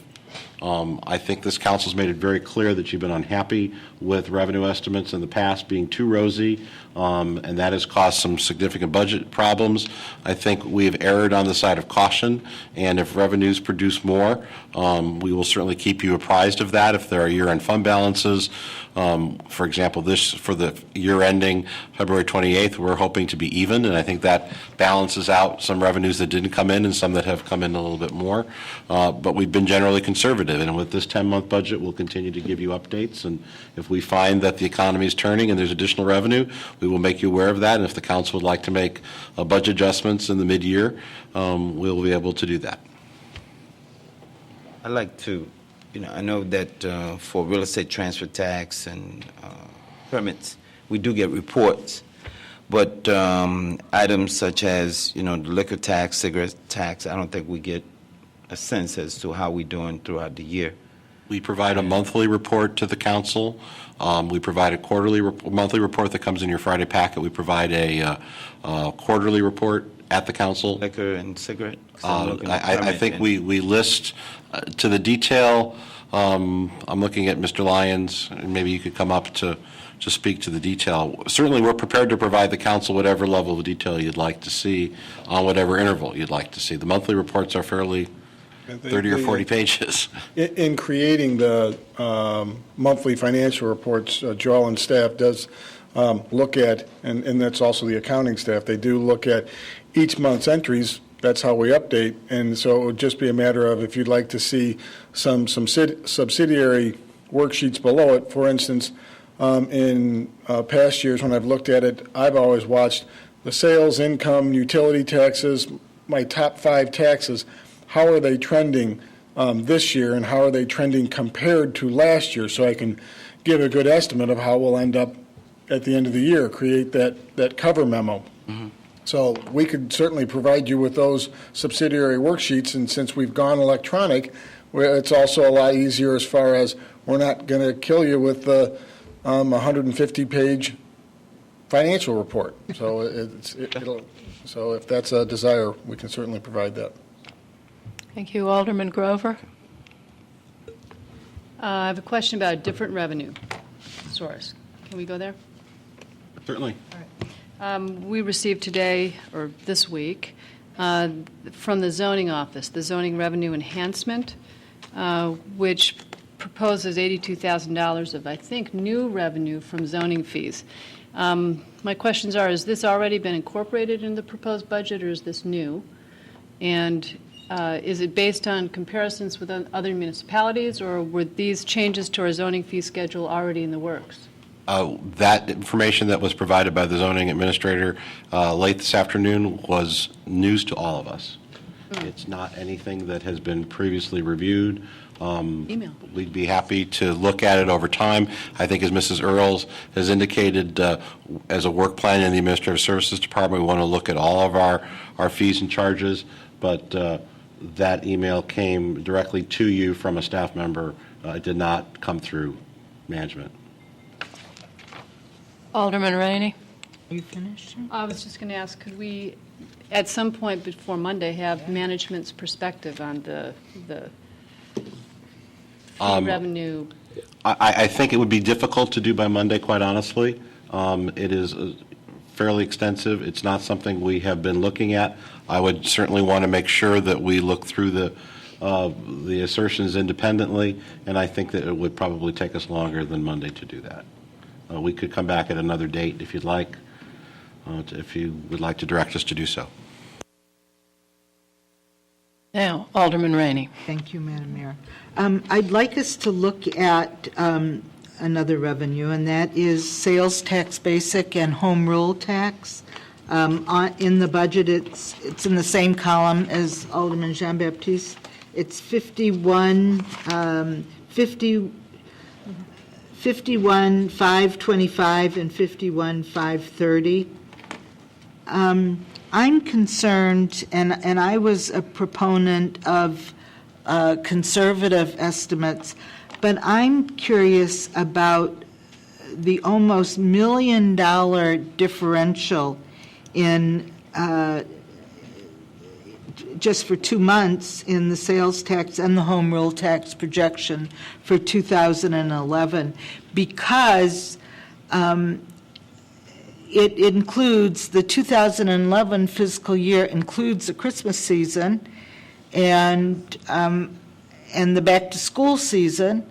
So I would like to hear justification for that reduction. We just heard today about Target's phenomenal increase in sales, and we know that shopping center is one of our biggest sales tax generators. I'm just thinking that is pretty far off, unless there's something, I don't know. I mean, I'm sure there's an explanation for that. Also, down, and this is a small amount, but I don't understand it, and that is long-term care licenses from $112,400 to $20,000 for 2011. Don't understand that drop. That's some real money. And I had a couple others, but they're not as important. So could I get some explanation? I mean, I'm sure you can say something about it now, but I'd really rather see something more concrete than just that's what we figured. The one with the major drop, that my speculation, and it goes back to a question I believe that Alderman Burris asked on Monday was when we're receiving the revenue. And the question on Monday was about the vending machine licenses. Those are the vending machines that are licensed throughout the city, and we get that revenue in January. So that's why there was a significant reduction. But I'm in that not revenue. asking about No, vending machines. so what I'm saying, without asking the person who is responsible for the revenue, my suspicion is that has a similar. Well, if that's the case, though, then this year's revenues are going to go into next year's budget. So it all evens out. So I don't think we can just, because then the previous year's revenue would have gone in the previous year's budget, and, it's a domino accumulation of sales tax. So for 10 months, a 10-month year, this doesn't make sense. $1 million short does not make sense to me. We receive estimates on that from the Illinois Municipal League. We took that into consideration, and we took into consideration when we're receiving that revenue for that one. So I think what I'm hearing you saying is you think it's too conservative. Well, I think it's way too conservative, and I think if you're projecting that we won't receive the revenue, then we need to include the revenue we're going to receive this year and next year. It doesn't even out. It should. I'm even sorry. out. When I was referring to that, I was referring to the long-term care license, and some of those I'm talking we about won't the receive sales it. tax. I know. I'm sorry. If I was not clear. Some of the revenues that are off drastically, and I used the example of the revenue Alderman Burris raised Monday night. It's because we don't collect it until January. So my suspicion is that's why that one's so off, but I'd have to double check that. And Alderman Rainey will be But I'm happy talking, the real money is in the sales tax. Understood. And we'll be happy we'll take notes, and we'll do one last set of answers for you prior to next month. And I know we couldn't predict the future last year, and we can't do it this year, but this seems a little But we can give you our thinking there, and the accounting staff that helps with these are not here in the room, so we'll get back to you on that. And to keep in mind also, members of council, one thing we've done fairly well at is collect our sales tax. Alderman Nguyen? I have a question. I'm sorry if this goes back, but for the city manager about the $93,000 from the Elm Tree Reserve Fund that we're using. That Elm Tree Reserve, could you explain what that Elm Tree Reserve Fund, is that I don't want to bring up trees again, but it crossed my mind. Is this the money that we put aside every year for the injections the third year?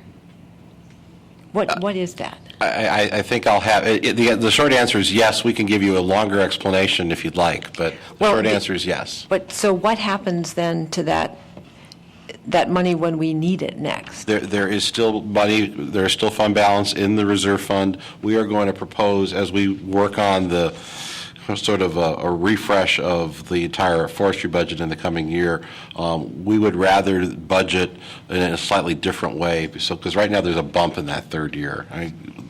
We could get into more of this, but we're not doing a good enough job with a steady funding level, and I think one of the challenges we had this year was this was one of that third-year bump, and we would rather there not be a bump. The money that's been put aside, I think we could manage and budget in a better way, and I think as we look forward to 2012 and beyond, we'll do that. Okay, so my bottom line question is the program under any threat in terms of available funding in out years? No, and what we want to do is we want to set it up in a way that will make it even less under threat. Okay. So that I think the direction from the council is clear. I want to make sure that the funding part of this is as clear as the council's direction. All right, okay, thank you. I don't need anything from Paul, thanks. Alderman Tandem? My questions were along the same line as Alderman Nguyen. I did want to make sure that we were not, well, I want to make sure that we are going to follow through on the discussion that the manager and I have had about a true, real tree fund, one that is sacred for trees, and a sacred tree fund. For lack of a better word, that does it for me. And I would like to impress, I do think there is a savings here that the sooner we realize in terms of inoculation, the better we'll feel about some of those things we're spending. And I think I don't know if it's too late to include it in the reflecting in this budget, but I do believe that we have shown that there is a realistic savings that we can anticipate. So the sooner we can get those numbers together and make that case, I think the more we will realize that we do have the basis for this tree fund, the sacred tree fund. The Druid Fund, Paul. Thank you. Alderman Jean-Baptiste.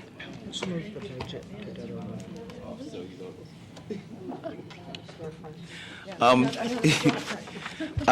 not sure exactly what we're doing right now, but I think we're trying to get this clarity on the budget. Our next meeting is Monday, right? That's correct. Okay. So we're still getting clarification. We voted on a couple items, and I suppose that on Monday you'll come back, because the list that you had given us as to the recommended position reductions, I have a list from a November 1st memo that you had sent.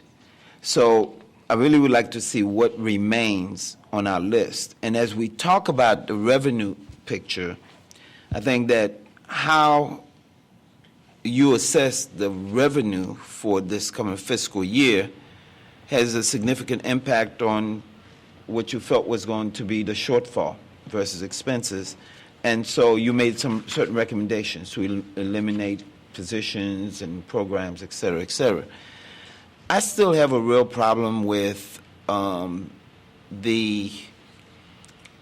how we understand or how you communicated the revenue streams and where we are at a given point in time, because what you have here as the estimated, you indicated that it's based on when you receive the funds.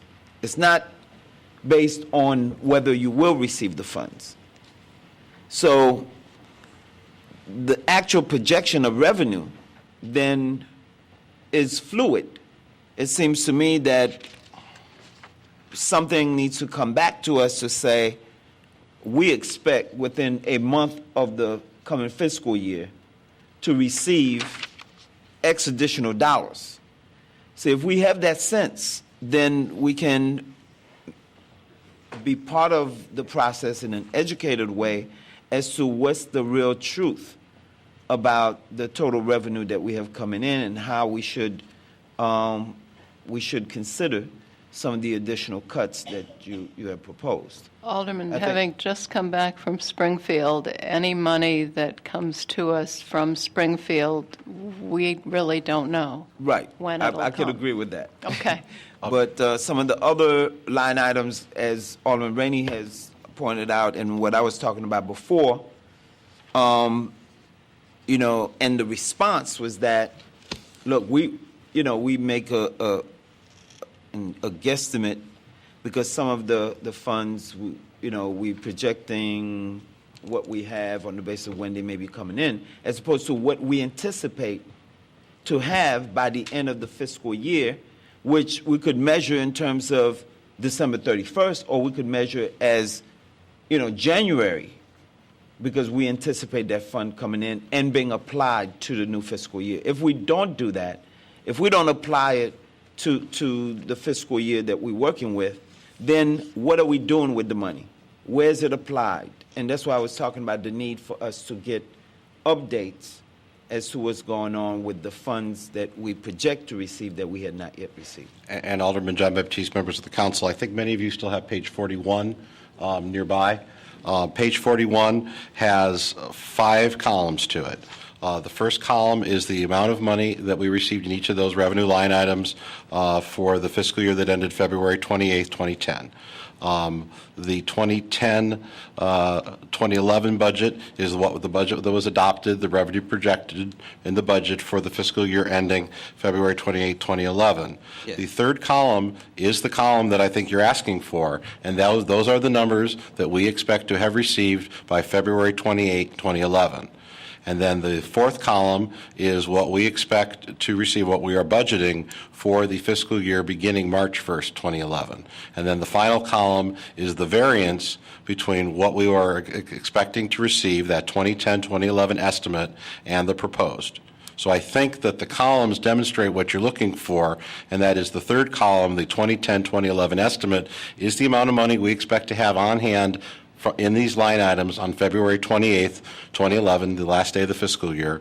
And then the next column is what we are proposing to get in. And this last column is a column that I've never seen in a budget, and it's been past practice here, which I think is particularly on point, and that's what's the difference. So as a policymaker, you can go down that last column and say, here's the difference between what we expect to get in at the end of the fiscal year and what we're budgeting, and then you can ask questions from that very last column. I think if I had thought of this in other communities, I could have saved myself lots of time with other city councils, because you always want to know what's the difference between what you think you're going to get at the end of the current year and what you're budgeting, and that's what that fifth column demonstrates. Right. The only question is, how do you get at this last column? How did you come to that? And your answer was, I came to that on the basis of 212, the difference between, a 10-month and a 12-month budget. In some cases. Or, in some cases, it's when I will receive the money, what I project to receive by, I guess, the end of or the beginning of the fiscal year, the new fiscal year. Mm-hmm. And I'm saying that that's so inconsistent, because I can understand the 212, but the lack of ability for us to be able to be objective, if it's you projecting the variance on the basis of when you will receive certain amount of money, how do we know? How do we measure that? How do we work with that? And again, Alderman John Baptiste, members of the council, that's one piece of it. And there's an occurrence every year where every one of these revenues has a story. And so I don't know, and I look to the staff if there's been a discussion on each line of revenue. I think generally it's by exception. If you want to know about when the cigarette tax is collected, we can let you know when the money is received. We can let you know what our projections are based on, and we can let you know, in this case, because it happens to be a 10-month budget, if that has an impact or not. Okay. And how's this money carried over to the new budget? It's not. So every year, every year we have an estimate of a new amount of money. There's, at the very bottom line, there is a fund balance in the general fund. And we are anticipating right now that fund balance is going to be minimal. We're hoping it's a couple $100,000 out of a general fund, which is, in the current year, $85 million. But at the end of the year, all the revenue we've received by February 28th, 2011 that's it, and we start over at zero. And so we are budgeting at each of these line items what that new 10-month number would be, and there's a story behind each and every one of that. And the able accounting division staff of the Administrative Services Department, we have 2 or 3 people who they each have different revenues that they're responsible for. And as we started this budget process several months ago, Joellen and her budget staff sat with each of them and said, okay, what do you think is going to happen with this? And asked the additional question of, okay, this is a 10-month budget, how does that impact? So every one of these line items has been looked at asking those questions. And again, we're happy to provide information on any of them, many of which we can answer, some of which we can't, because some of them, the pet licenses may not be something Joellen and I deal with on a daily basis, but we have a staff member who does and could come back with a memo with all the proclivities of pet license revenue. Okay, fine. My first question is, what are we doing? Well, and if I may. Well, I think we want to get some clarity tonight before Monday's vote, so that any questions that anybody has are answered tonight. Alderman Tendam had to leave because of a family. His mother was hurt in a car accident. Oh, boy. So, but we're trying to get some clarity tonight so that we're ready on Monday and we're not rewriting a budget as we vote on it, which we have done, but it's not our best moment. Ann? May I ask a question? Yes, you may. Alderman Jean-Baptiste, one of the things I asked for at our Monday meeting was another column, if you remember, on the year-to-date estimates. I always find that really helpful, to have the year-to-date estimates and then the proposed budget number for that item in a column. It's more realistic for me. I mean, I don't know the formulas that are being used, but it helps me make a better relationship between the numbers. Just as an aside, you mentioned pet licenses. I spoke to some people at the CARE organization, and they have a plan which is very financially sound on how to increase not the cost for pet licenses, but to increase the number of pet licenses that are sold. So that's not for this year, but within the year, I would really like to talk about that with those involved, so I think it's important. All right, I don't see any more lights. Does that indicate general support for the city manager's revised budget plan? With all of the answers to questions we asked Monday, I think those answers are important. I didn't get mine, and I know that there hasn't been time to get them, but I think some of those answers are going to be important. And Alderman Rainey, we have some answers for you, but not all answers for you. As you know, the mayor and I were out pretty much since the last time we were here. And so I have not had a chance to review them. We should be able to have a package together for you. Today's Wednesday, so I would imagine either by late tomorrow or first thing Friday, so that you'd have it. And I would want to add, there was a couple of things which I made notes of, which I didn't get a chance to pass along, which I don't think otherwise staff got. So we'll reconnoiter all of that and have it for you late Thursday, Friday, so it'll be handy for you for Monday. No problem. And the report from Springfield is we absolutely cannot count on anything. So I don't know if there will be pension reform that will help us or pension reform that will hurt us, or if there will be no pension reform. So But that's my report. Madam Mayor, on behalf of this council, I think we can say we can count on you. I was so impressed to see you standing at that microphone in Springfield. That was a real honor to know you. Thank you very much. Let's hope it did some good, then I'll be very excited. It's had to have. I just thought that was so impressive. I was so impressed. Thank you.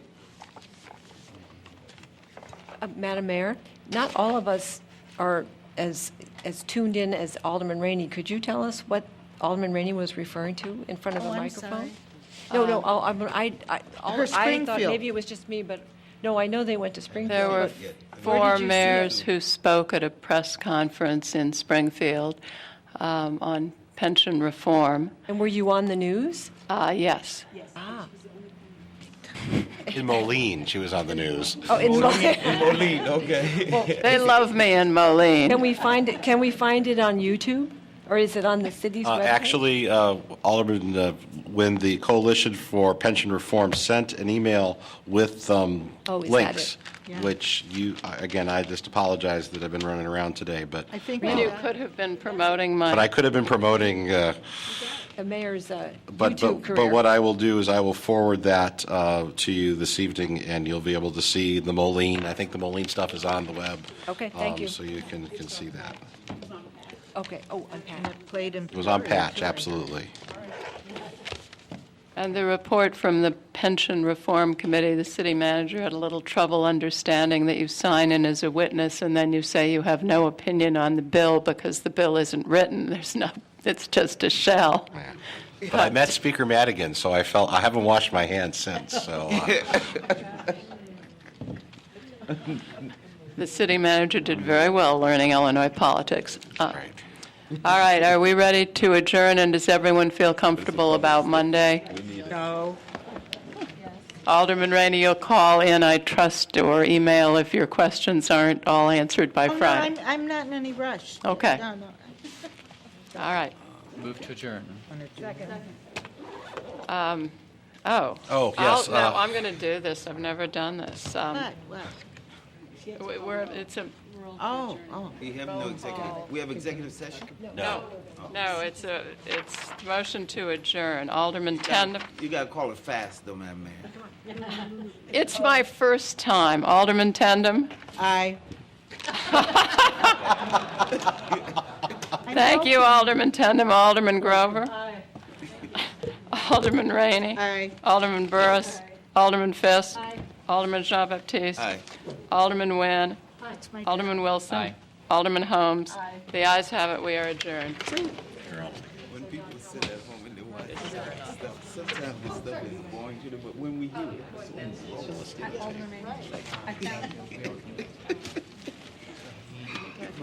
what are they doing? Didn't look good. Oh. Yeah.